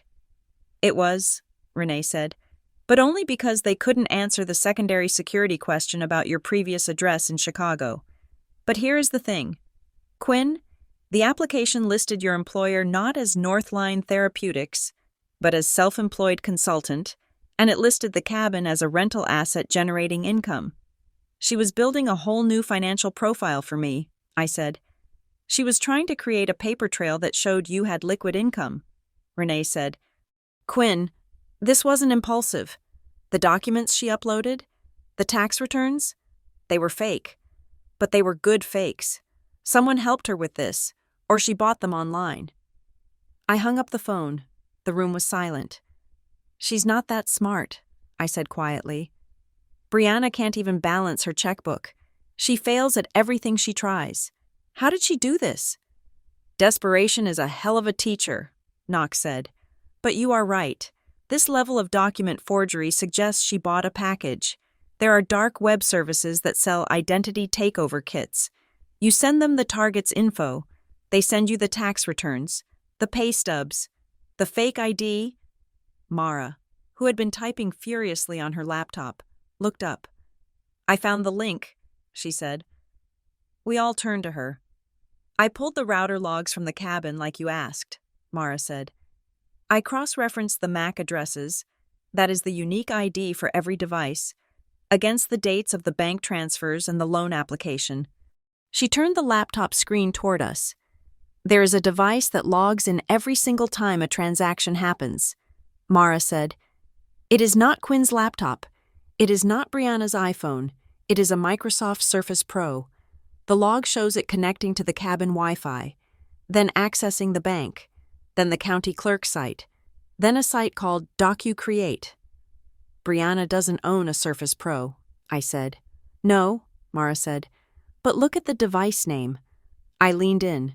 The device was named Lydia_home_office. The air left the room. Lydia, I whispered. My mother. Your mother has a Surface Pro, I said. The memory surfacing. I bought it for her 2 Christmases ago, for her recipes. It seems she is using it for more than recipes, Mara said. Her voice tight. Wait, Elaine said, holding up a hand. Are you suggesting your mother is a co-conspirator? No, I said, shaking my head. Mom doesn't know how to convert a PDF, let alone forge a deed. But Brianna stays with Mom when she is in between apartments. She uses Mom's computer. So the war room wasn't just your cabin, Knox said. It was your mother's kitchen table. And Mom knew, I said, the realization hitting me like a physical blow. She knew Brianna was working on something. She knew Brianna was printing documents. Brianna probably told her she was helping Quinn manage the estate. And Mom believed her because she wanted to believe her. I remembered the text message from my mother. She was just trying to fix up the place. We need to stop this, I said to Elaine. Right now, before that deed gets stamped. I am already drafting the emergency injunction, Elaine said, her fingers flying across her keyboard. We are filing a lis pendens. That is a notice of pending legal action. It effectively freezes the title. No one can buy, sell, or refinance that property until the court case is settled. And I am filing an affidavit of forgery to block the quitclaim deed. She looked up at me. But Quinn, about the lien, the kitchen company, what about them? We have to negotiate with them, Elaine said. We can fight the lien, but it will take months. In the meantime, they can force a sale. If you want to keep the cabin safe, absolutely safe, you might have to pay them. Pay them? I stood up. Pay for the kitchen I didn't want? Pay the $32,000 my sister stole? It is the only way to dissolve the lien immediately, Elaine said pragmatically. We can add it to the restitution amount we demand from Brianna in the criminal case, but to save the house today, you need to clear the debt. I walked to the window and looked out at the main street of this small town. I had saved for 5 years to have a cushion. I had worked nights and weekends. And now, I was going to have to write a check for $32,000 to pay for a quartz countertop I hated, just to stop my sister from selling my home out from under me. Do it, I said, turning back to Elaine. Contact the kitchen company. Tell them I will pay the balance in full on the condition that they sign a release of lien immediately, and tell them I want the warranty in my name. And the injunction? Elaine asked. File it, I said, and add my mother's computer to the evidence list for the subpoena. I want that hard drive. Knox stood up and put his hat on. I'm going to get a warrant for Brianna Mitchell's arrest, and this time, I'm adding attempted grand larceny and mortgage fraud to the ticket. She isn't looking at probation anymore. Quinn, she is looking at 5 to 10 years. She did it to herself, I said. My voice was cold, even to my own ears. I'm also going to pay a visit to your mother, Knox said. If that computer was used to commit a crime, we need to take it. She will never forgive me, I said. She doesn't have to, Mara said, standing up and putting her hand on my shoulder. She just has to stop enabling the person who is robbing you. We walked out of the office. The sun was fully up now, bright and blinding. I felt lighter, but also hollowed out. I had just authorized the destruction of my family to save a pile of wood and stone. But as I thought about the forged signature, the fake agent status, the sheer entitlement of trying to sell my sanctuary for cash, I knew I had made the right call. They hadn't just crossed a line, they had erased it, and I was drawing it back in with permanent ink. Where to now? Mara asked, as we got into the car. To the bank, I said. I have to write a check for $32,000. And then? And then, I said, staring up at the mountain where my cabin sat. We wait for the sheriff to find her. The call came at 10 o'clock in the morning, cutting through the thick, tense silence of the cabin. It was Detective Knox. We have her, he said. His voice was flat, professional, stripping the moment of any triumph. Local PD in Missoula picked her up at an apartment registered to a Jason Miller. She surrendered without incident. I let out a breath that felt like it had been trapped in my lungs for 3 days. Is she in jail? She is being processed now, Knox said. She will be transferred back to Sanders County later today for arraignment tomorrow morning. Quinn, you should know what was in her bag. I gripped the edge of the quartz countertop, the stone still cold under my fingers. Tell me. We found your original birth certificate. Knox listed. We found a color copy of your passport, and we found 3 credit cards, not the ones you knew about.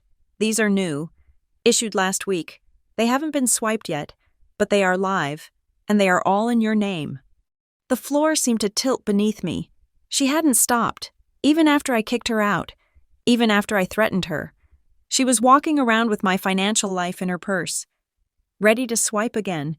If Knox hadn't caught her, she would have maxed those out too.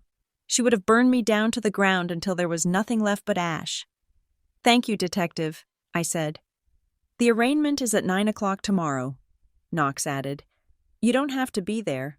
In fact, most victims prefer not to be. I'll be there, I said. All right, I'll tell the bailiff to keep a seat for you in the back. I hung up.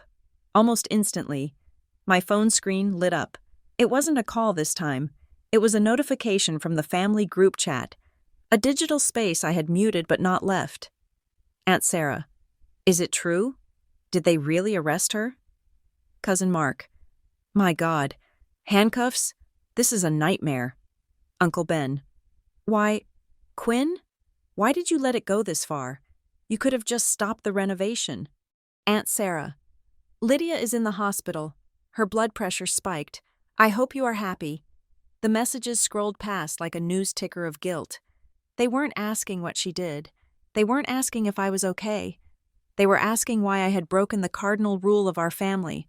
Appearance is everything. By arresting Brianna, I had shattered the illusion that we were respectable. I had dragged our dirty laundry into the public square. And for that, I was the villain. I turned the phone off. I didn't have the energy to explain that I didn't arrest her. The law did. The next morning, the Sanders County Courthouse looked like a fortress of gray stone against the white sky. The air was biting cold, the kind that freezes the moisture in your nose instantly. Mara drove me. She wore a sharp black blazer and sunglasses, looking like a bodyguard. You don't have to go in, Mara said as we parked. We can wait in the car. Elaine will text us the outcome.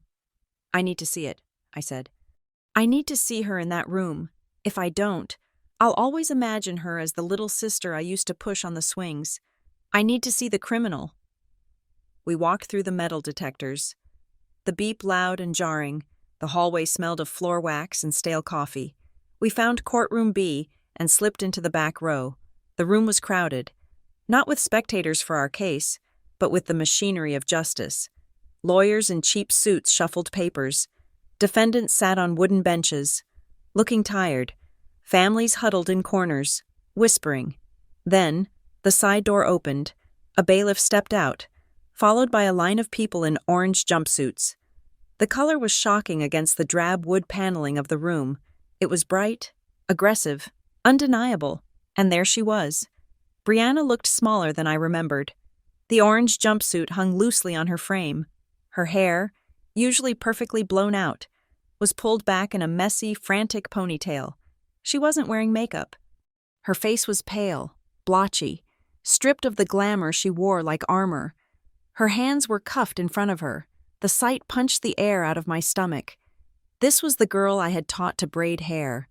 This was the girl I had bought a prom dress for because our parents couldn't afford the one she wanted. Seeing her in shackles felt wrong, like a glitch in the universe. But then I remembered the practice signatures in my desk. I remembered the lien. I remembered the $58,000. She shuffled to the defense table, sitting next to a public defender who looked like he hadn't slept in a week. She scanned the room, her eyes darting nervously. Then she saw me. Her reaction was a slow-motion car crash. First, there was shock. Her eyes widened, her mouth parting slightly. She hadn't expected me to come. She thought I would hide. Then, the shock hardened into anger. Her brow furrowed, her jaw set. She glared at me, a look of pure, distilled hatred. "How dare you?" Her eyes screamed. "How dare you do this to me?" But as the reality of the room pressed in on her, the judge, the bailiff, the heavy wooden furniture, the anger crumbled. Her face broke. She looked at me with a desperate, pleading intensity. She mouthed a word. I couldn't hear it, but I knew the shape of it. Help. I looked away. I stared at the great seal of the state of Montana hanging above the judge's head. I couldn't help her. Not anymore. Helping her was what had brought us here. "All rise," the bailiff bellowed. The Honorable Judge Reynolds took the bench. He was an older man with reading glasses perched on the end of his nose. He picked up a file. Case number 4922, the state of Montana versus Brianna Marie Mitchell. The prosecutor stood up. She was young, sharp, and wasted no time. "Your Honor, the state charges the defendant with 3 counts of identity theft, 2 counts of credit card fraud, 1 count of forgery, and 1 count of attempted grand larceny. We also have a pending investigation into mortgage fraud." Hearing the list read out loud was like listening to an autopsy of my trust. The defendant, the prosecutor continued, her voice clear and carrying to the back of the room. Systematically accessed the victim's financial accounts over a period of 6 months. She diverted mail to conceal her activities. She opened unauthorized lines of credit totaling $84,000. She impersonated the victim to bank officials. And when apprehended, she was found in possession of the victim's original identification documents and additional fraudulent credit cards. $84,000. The number echoed in the high ceilings. A murmur went through the room. People turned to look at the girl in orange. She wasn't just a shoplifter. She was a predator. "How does the defendant plead?" the judge asked, looking over his glasses. Brianna stood up. Her lawyer whispered something to her, but she shook her head slightly. She looked at the judge, her chin trembling but held high. "Not guilty, Your Honor," she said. Her voice was thin, but the words were distinct. Not guilty. I felt a surge of nausea. After everything, the cameras, the signatures, the confession on tape, she was still denying it. She still believed, somewhere in her delusional mind, that she was entitled to what she had taken. She didn't see crime. She saw resourcefulness. She didn't see theft. She saw inheritance. "Bail is set at $100,000, the judge said, banging his gavel. "Next case." $100,000. She didn't have it. My parents didn't have it, and I certainly wasn't going to pay it. As the bailiff moved to lead her away, I stood up to leave. I had seen enough. The illusion was dead. I turned to squeeze past the people in my row, and that was when I saw her, sitting 3 rows behind me, tucked into the corner near the heavy velvet drapes, was a woman in a gray wool coat, clutching a tissue to her nose. Mom. She was here. Lydia Mitchell was here. She was staring intently at the floor, her shoulders shaking slightly. She had seen Brianna. She had heard the charges. She had heard the "not guilty." I stopped in the aisle. I waited for her to look up. I waited for her to see me. The daughter who had been victimized. The daughter who was paying the mortgage she was sitting under. She lifted her head. Her eyes met mine for a fraction of a second. There was no warmth. There was no apology. There was only a cold, stony wall of rejection. She looked at me as if I were a stranger who had walked in and slapped her child. Then, she deliberately turned her head away, staring at the wall, refusing to acknowledge my existence. She had chosen. In the courtroom of her heart, Brianna was the martyr, and I was the executioner. "Let's go," Mara whispered, gripping my elbow. "Don't give her the satisfaction of a scene." I nodded. Feeling numb, we walked out of the courtroom, down the long hallway, and into the blinding white light of the parking lot. "She looked right through me," I said as we got into the car. "She has to," Mara said, starting the engine. "If she looks at you, she has to admit she failed as a mother. It is easier to pretend you are invisible." We drove back up the mountain in silence. The adrenaline of the morning was crashing, leaving behind a deep, aching exhaustion. I just wanted to go into my cabin, lock the heavy new deadbolt, and sleep for a week. When we pulled up to the cabin, the sun was high and bright, reflecting off the snow. But something was wrong. There was a square of white paper taped to the front door. My heart hammered against my ribs. Had she come back? Had she made bail? "Stay here," Mara said, reaching under her seat. I didn't ask what she was reaching for. We walked up to the porch together. It wasn't a legal notice. It wasn't a foreclosure sign. It was a plain white envelope, taped with blue painter's tape, the tape Brianna had used for the renovation. I ripped it off the door. It had my name on it, written in Brianna's handwriting, but the handwriting was shaky, rushed. She must have stuck this here before she left yesterday, I realized. Before she drove to Missoula. "Open it," Mara said, "but put on gloves if you have them. It is evidence." I didn't have gloves. I used the edge of my sleeve to tear open the flap. I pulled out a single sheet of notebook paper.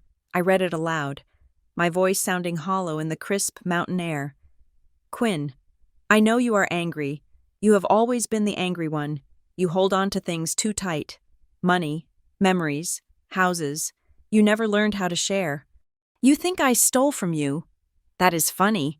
You can't steal what is supposed to be ours. Grandma left this place to you on paper. But she loved us both. She wanted us to be together here. You abandoned it. You went to Europe and left it to rot. I saved it. I fixed the kitchen so we could cook together. I fixed the deck so we could have parties. I did all the work while you just signed checks. I earned my share of this house. The sweat equity is real. Quinn, I am leaving for a few days to let you cool off. But don't think you can just lock me out. I have rights. I have invested more in this family than you ever have. You just throw money at problems. I give my time. I give my life. One day you will thank me. I did it all to protect what belongs to the family. Someone had to ensure this asset didn't go to waste. You were never going to appreciate it properly. When you calm down, call me. We need to discuss the title. It isn't fair for you to hold it all. Brianna. I lowered the paper. My hand was shaking. Protect what belongs to the family. Mara repeated the line, her voice dark. That doesn't sound like a renovation. Quinn, that sounds like a crusade. She truly believes it, I whispered. She believes she saved the house from me. She thinks my ownership was a mistake she had to correct. She is delusional, Mara said. But that line, ensure this asset didn't go to waste. That is specific. That is financial language. Brianna doesn't talk like that. I looked at the letter again. The handwriting was Brianna's, but the vocabulary, asset, sweat equity, invested. She is parroting someone, I said. Someone told her that. Someone told her that if she improved the house, she could claim ownership. Someone told her I was wasting the asset. Who? Mara asked. I don't know, I said. But whoever it is, they gave her the roadmap to steal my life. I handed the letter to Mara. Bag it, send a copy to Knox. If she pleads not guilty claiming she had a right to be here, this letter proves she knew exactly what she was doing. She wasn't borrowing, she was annexing. We walked inside. The cabin was warm now, thanks to the heating system I had fixed, but as I looked at the white kitchen, it felt colder than ever. It wasn't just a remodel, it was a monument to her envy. I sat down on the sofa, the one with the new throw pillows she had bought with my money. I looked at the empty fireplace mantel where my grandmother's picture used to be. She's in jail, I said to the empty room, but she is still here. We will scrub her out, Mara said. Moving to the kitchen, I'm going to make coffee, and then we are going to take down those hideous plastic flowers on the porch. I closed my eyes. I could still see Brianna's face in the courtroom, the shock, the anger, the plea, and underneath it all, the terrifying, absolute conviction that she was the victim. The legal battle was just beginning. But the family battle was over. It had ended the moment my mother looked at the floor instead of her daughter. I was an orphan now, orphaned by the truth. And strangely, in the silence of the cabin, that thought didn't bring me grief. It brought me a clean, sharp sense of freedom. I was alone, but I was safe. The preliminary hearing was not a trial, but it felt like a dissection. The courtroom was colder than it had been at the arraignment. Or perhaps I had just lost the layer of shock that had been insulating me. I sat in the front row this time, next to Mara. Elaine Porter sat at the prosecutor's table. Having been granted permission to assist the district attorney, a sharp-eyed man named Vance, as a special consultant due to the complex financial nature of the case, Brianna sat at the defense table. She had traded her orange jumpsuit for a modest gray blouse and slacks that her lawyer had undoubtedly pulled from a donation bin to make her look like a librarian rather than a felon. She kept her head down, scribbling furiously on a legal pad, refusing to look at the gallery. The purpose of this hearing was simple. The judge needed to determine if there was enough evidence to proceed to a full trial. Usually, these were procedural bores. Today, however, it was a battlefield. Mr. Vance stood up. Your Honor, the state intends to show that this was not a domestic dispute. As the defense suggests, this was a sophisticated, multi-layered scheme of fraud, identity theft, and property theft. He called his first witness, Gary Henderson, the owner of Highland Custom Kitchens. Henderson looked uncomfortable in his blazer. He was a man used to sawdust and blueprints, not witness stands. "Mr.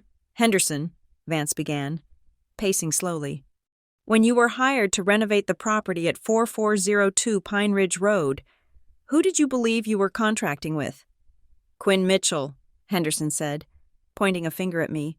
"But did you meet Quinn Mitchell?" "No, sir. I met the woman sitting there." He pointed at Brianna. "She told me her name was Quinn. She said she was the owner. She had the keys. She knew the alarm code. She walked me through the house and talked about her plans for her retirement. Did she ever mention a sister?" "Never," Henderson said. "She acted like she lived there alone. She was very specific about the invoices. She told me, 'Make sure the bill is made out to Quinn Mitchell, or my accountant gets cranky.' She explicitly asked for the paper trail to be in that name." A ripple went through the room. This wasn't just using a credit card. This was identity assumption. She hadn't just stolen my money. She had worn my skin to do business. "And did she provide proof of ownership?" Vance asked. "Yes, sir." Henderson nodded. "Standard procedure for a job this size. She showed me a property deed. It looked official. It had her name on it. Well, the name she was using. Quinn Mitchell." "Thank you," Vance said. I felt a cold shiver. She had presented the deed, my deed, to a stranger and claimed it was her. She had looked this man in the eye and erased me completely. Next came the forensic accountant, a woman named Dr. Eris. She set up a projector. A spreadsheet appeared on the wall, a dense grid of numbers and dates. "Miss Mitchell?" "Doctor." Eris addressed the judge. "Alleged that the $58,000 for the kitchen was an isolated incident of borrowing. However, our analysis of the victim's accounts going back 7 years shows a different story." She clicked a button. Red highlights appeared on the grid. "Here, Doctor," Eris pointed. "June, 3 years ago. A charge for $400 at a boutique in Denver, marked in the ledger as medical expense. Here, 2 years ago, a withdrawal of $600, marked as car repair. There are hundreds of these transactions. Small amounts, always under the limit that triggers a fraud alert text message, always labeled as something essential." "What is the total of these small transactions over the last 7 years?"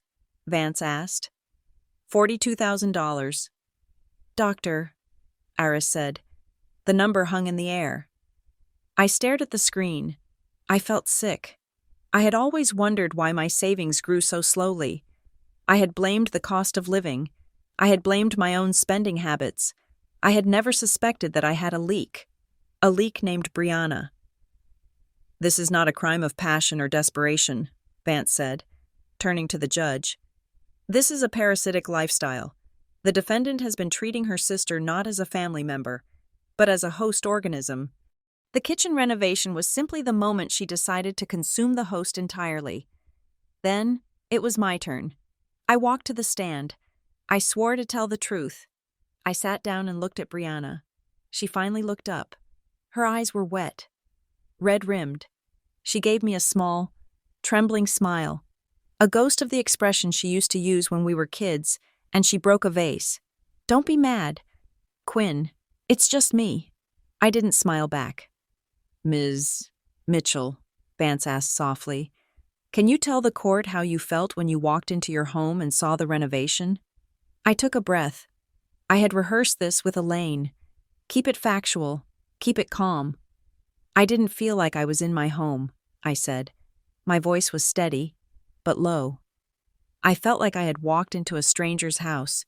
It wasn't just that the cabinets were white.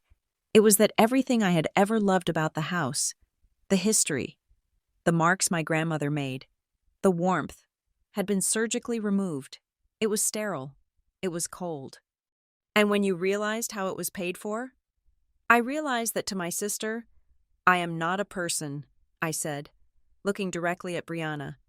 "I am a credit score. I am a bank account. I am an ATM with a heart that she knows how to press to get cash. She didn't renovate the kitchen for the family. She renovated it to increase the resale value so she could sell it out from under me. Brianna let out a sob. Her lawyer placed a hand on her shoulder. She erased me, I finished. She stole my identity. She stole my history. And she tried to steal my future. That is not a renovation. That is an annihilation. I stepped down. The room was silent. Then, Brianna's lawyer, Mr. Sterling, stood up. He was a man with a sympathetic face and a soft voice. He began his defense.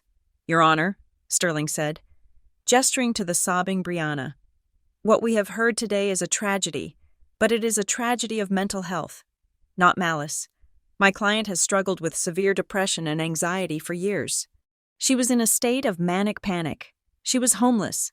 She was terrified. She clung to the idea of fixing the house as a way to fix herself. She wasn't thinking clearly. She believed, in her altered state, that she was helping. This is a cry for help, not a criminal enterprise." He looked at me. "We are painting a sick young woman as a mastermind. But look at her. She is broken. Bailing her out and getting her treatment is the answer. Not locking her away. It was a good narrative. It was the narrative my mother had bought. Poor Brianna. She just needs help." Vance stood up. He didn't look sympathetic. He looked like a shark smelling blood. "The state calls one final witness for rebuttal," Vance said. "Mrs. Beatrice Gable." The doors opened. An elderly woman walked in.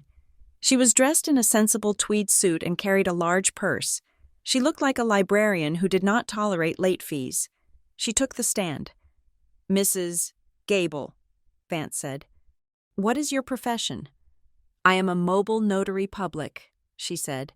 "I have been certified for 30 years. Do you recognize the defendant?" "I do," Mrs. Gable said, peering over her spectacles at Brianna. "She called me on January 4th. She wanted me to notarize a power of attorney document." "And did you go to meet her?" "I did. I met her at a coffee shop in town. She had the papers ready. She had the ID." "And what happened?" "I looked at the ID."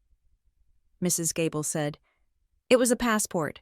It belonged to a Quinn Mitchell. The photo looked like the woman sitting there, but the height listed was 5'7". The woman in front of me was clearly 5'4". I asked her to stand up. She refused." "What did you do?" "I asked her to sign the book," Mrs. Gable continued. "She signed it, but the signature was shaky. It looked practiced. I told her I could not notarize the document because I suspected the signer was not the person named in the ID." "And what was the defendant's reaction?" Vance asked. "Did she panic? Did she cry? Did she show signs of a mental health crisis?" "No," Mrs. Gable said firmly.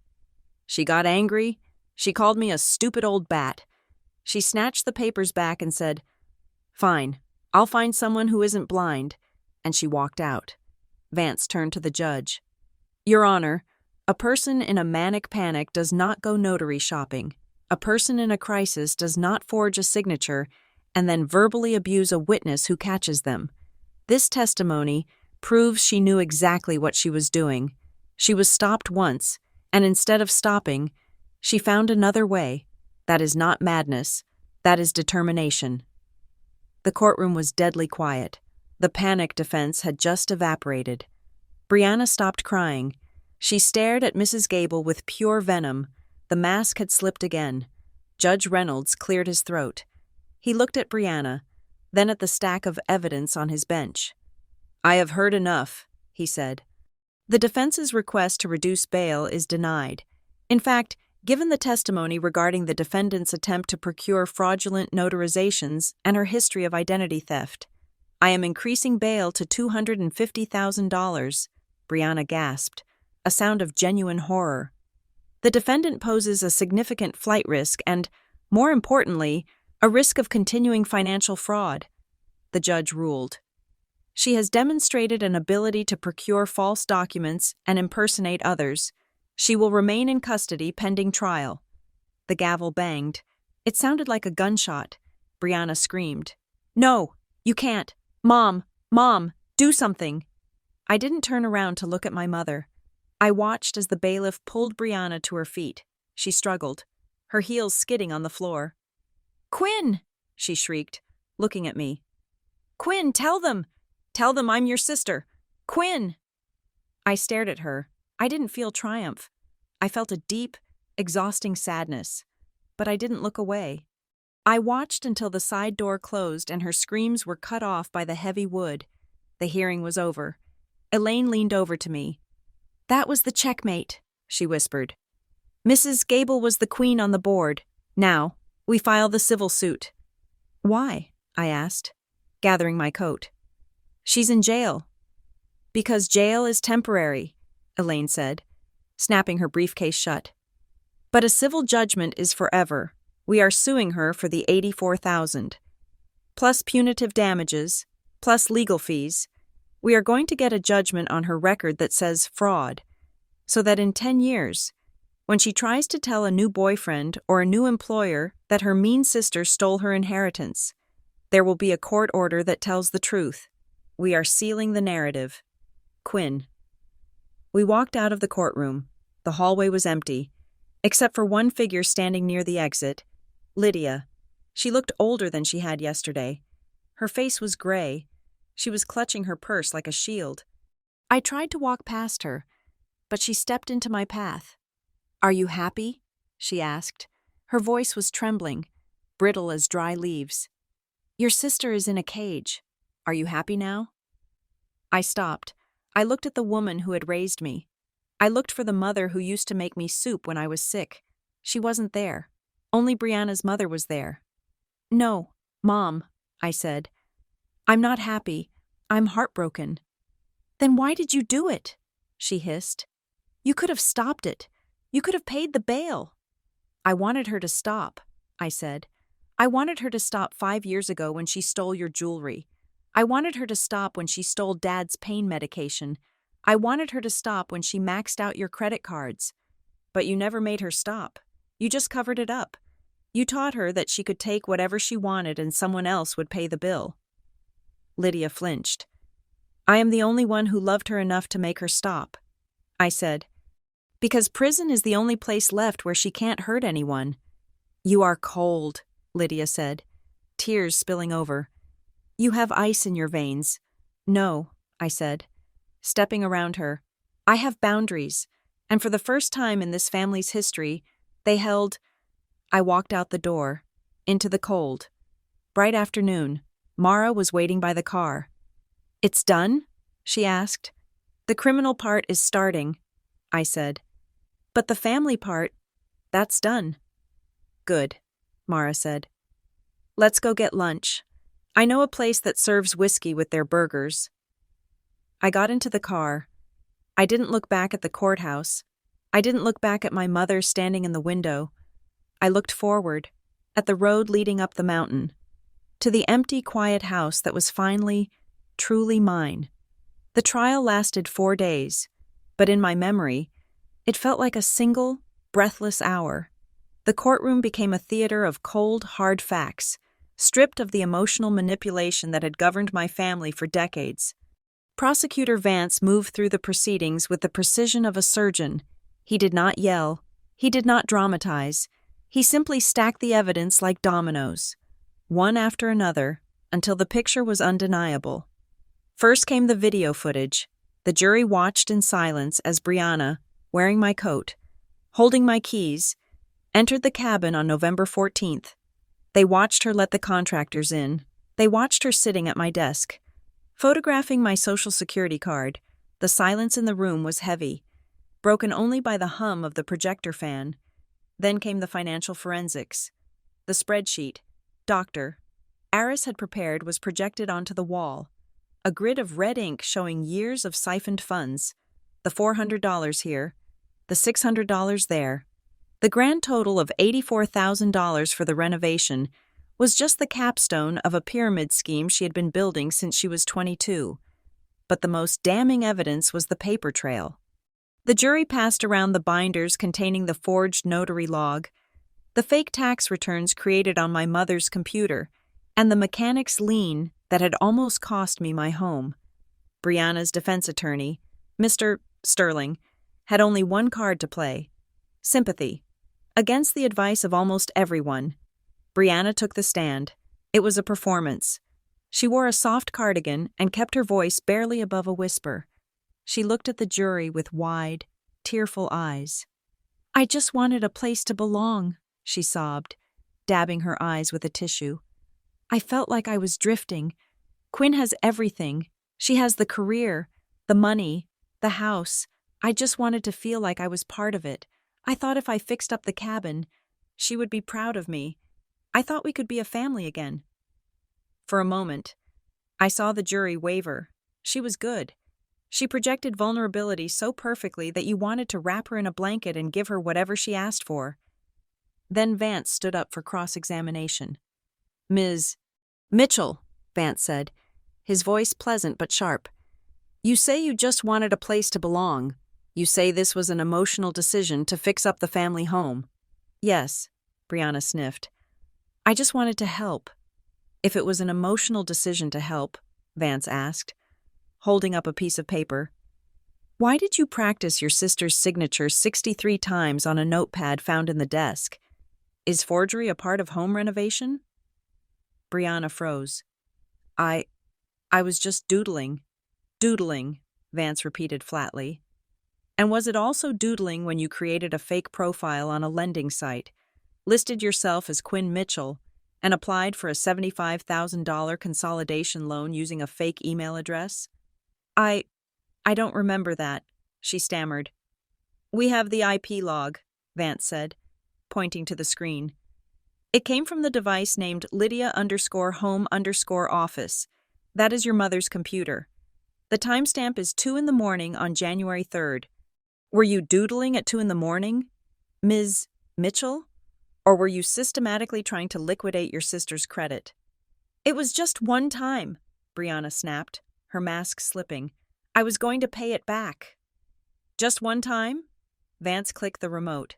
The screen filled with the list of transactions going back 5 years. "Ms. Mitchell, the evidence shows you have been stealing from your sister for 7 years. This wasn't a mistake. It was a career." Brianna looked at the screen, then at the jury. The sympathy in their eyes had vanished, replaced by cold calculation. She had contradicted herself. She had admitted to the act while trying to deny the intent. And in doing so, she had revealed the predator beneath the tears. The jury deliberated for 4 hours. When they returned, the foreman, a rancher with weather-beaten skin, stood up. He didn't look at Brianna. "On the count of identity theft in the first degree, we find the defendant, Brianna Marie Mitchell, guilty. On the count of credit card fraud, guilty. On the count of forgery, guilty. On the count of attempted grand larceny, guilty." Every guilty was a hammer blow, shattering the reality Brianna had invented. She didn't scream this time. She sat frozen, her face draining of color, as if she couldn't comprehend a world where her tears didn't count as currency. The sentencing hearing took place 2 days later. The courtroom was packed. My relatives, the ones who had sent me angry texts and Bible verses, were sitting in the back rows. They were quiet now. The evidence presented during the trial had silenced them. It is hard to argue for family unity when you have seen proof of a sister trying to sell her sibling's house out from under her. Judge Reynolds asked if I wanted to make a victim impact statement. I stood up. I walked to the podium. I didn't have a written speech. I didn't need one. "Your Honor," I began, my voice steady. "For my entire life, I have been told that being a good sister meant protecting Brianna. When she broke things, I fixed them. When she stole things, I paid for them. When she lied, I covered for her. I was taught that love meant absorption, absorbing her mistakes, absorbing her debts, absorbing her pain." I looked at Brianna. She was staring at the table, her shoulders hunched. But when I walked into my house and saw that she had erased my grandmother's kitchen to build a monument to her own vanity, I realized something. This wasn't love. It was consumption. She didn't want to be with me. She wanted to be me. She wanted the rewards of my work without the labor. She wanted the safety of my home without the mortgage. I took a breath. I don't hate my sister. I don't want her to suffer. But I want her to stop. I want her to understand that no is a complete sentence. I want her to understand that my life belongs to me. And since she refused to listen to me, refused to listen to our parents, and refused to listen to the truth, I am asking the court to make her listen to the law. This is the only way she will ever stop. I sat down. Judge Reynolds nodded. He looked at Brianna with a stern expression. "Ms. Mitchell," the judge said, "this court sees many cases of theft, but this case is particularly egregious because it relied on the weaponization of trust. You used your access as a family member to commit felonies that would have taken a stranger years to orchestrate. You systematically dismantled your sister's financial security. You showed no remorse when caught, only entitlement." He adjusted his glasses. "I am sentencing you to 5 years in the state penitentiary, with 2 years suspended pending successful completion of probation. You are ordered to pay restitution in the amount of $84,322. You are also subject to a permanent restraining order regarding Quinn Mitchell and her property." The gavel came down with a finality that rang in my bones. 2 bailiffs moved in. They pulled Brianna to her feet. She looked back at me over her shoulder. It wasn't the look of a sister anymore. It was a look of pure, terrified realization.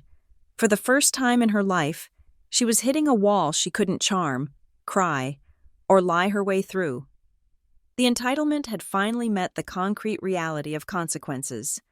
As they led her through the side door, the heavy clinking of the handcuffs was the only sound in the room. I walked out of the courtroom feeling lightheaded. The air in the hallway was stale. Lydia was waiting for me near the exit. She looked smaller, older, her face gray and lined. She wasn't crying anymore. She looked hollowed out. "Are you satisfied?" she asked. Her voice was a dry whisper. "She is going to prison.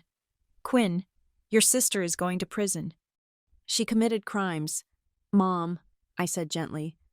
"I will never forgive you for this," Lydia said, her eyes fixing on mine with a dull, flat anger. "You could have stopped it. You chose this. You chose to break the family." "No, Mom," I said, feeling a strange calmness settle over me. "I didn't break the family. I just refused to be the glue that held the broken pieces together anymore. I can't go back to being the victim just so you can pretend we are a happy, normal family. I can't set myself on fire just to keep you and Brianna warm." Lydia turned her back on me. She walked away down the long marble corridor, her heels clicking against the floor, walking toward a future where she would have to visit her favorite daughter through a pane of glass. I walked out the front doors. Mara was there. Elaine was there. "It's over," Elaine said, handing me a file. "The civil judgment is automatic now with the criminal conviction. The lien is cleared. The deed is secured. The house is yours. Quinn, free and clear." "Thank you," I said. The fallout in the weeks that followed was swift and brutal. Brianna's boyfriend, Jason, cleared his apartment of her things the day after the verdict. It turned out he hadn't known about the fraud. She had told him she was a successful interior designer. When the police report became public, the business she claimed to have collapsed overnight. The family chat went silent.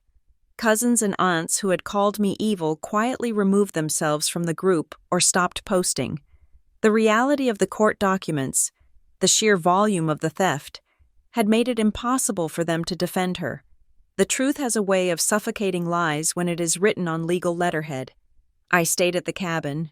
I didn't rip out the new kitchen immediately. That would have been a waste of money. And I was done wasting money. Instead, I reclaimed it. I painted the sterile white walls a deep, warm sage green. I brought in rugs, heavy, colorful wool rugs that dampened the echo of the slate floor. I went to antique stores and found old scarred wooden bowls to put on the quartz counter. Softening the hard edges, I replaced the Hello Sunshine mat with a simple, sturdy rubber one that could handle mud. One evening, a month after the trial, I sat on the porch. The sun was setting, painting the sky in streaks of violet and gold. The air was cold, smelling of pine and coming snow. I had a cup of coffee in my hand, made in a simple French press. Not the fancy machine Brianna had bought. The house was quiet, not the heavy, expectant silence of the invasion, but a true, deep silence. I looked out at the gate. It was closed. It was locked. For the first time in 34 years. I didn't feel the phantom weight of my sister's potential disasters hanging over me. I didn't check my phone waiting for the crisis. I didn't check my bank account fearing the drain. I took a sip of coffee. It was bitter and hot and perfect. They say you can't choose your family, and maybe that is true. But you can choose your boundaries. You can choose who gets a key to your sanctuary. I had paid a high price for this view, $84,000 and the loss of the people I thought were my tribe. But as I watched the first star appear above the mountain peak, I knew I had made the right trade. I had lost a sister, but I had found myself. And this time, no one was ever going to take that away from me. Thank you so much for listening to this story on Monica Revenge Stories. I would love to know where you are tuning in from. Are you listening on your commute, while cooking dinner, or maybe relaxing at home? Let me know in the comments below so we can connect. If you enjoyed seeing justice served, please hit that like button, subscribe to the channel, and smash the hype button to help this story reach more people who need to hear that it is okay to stand up for yourself.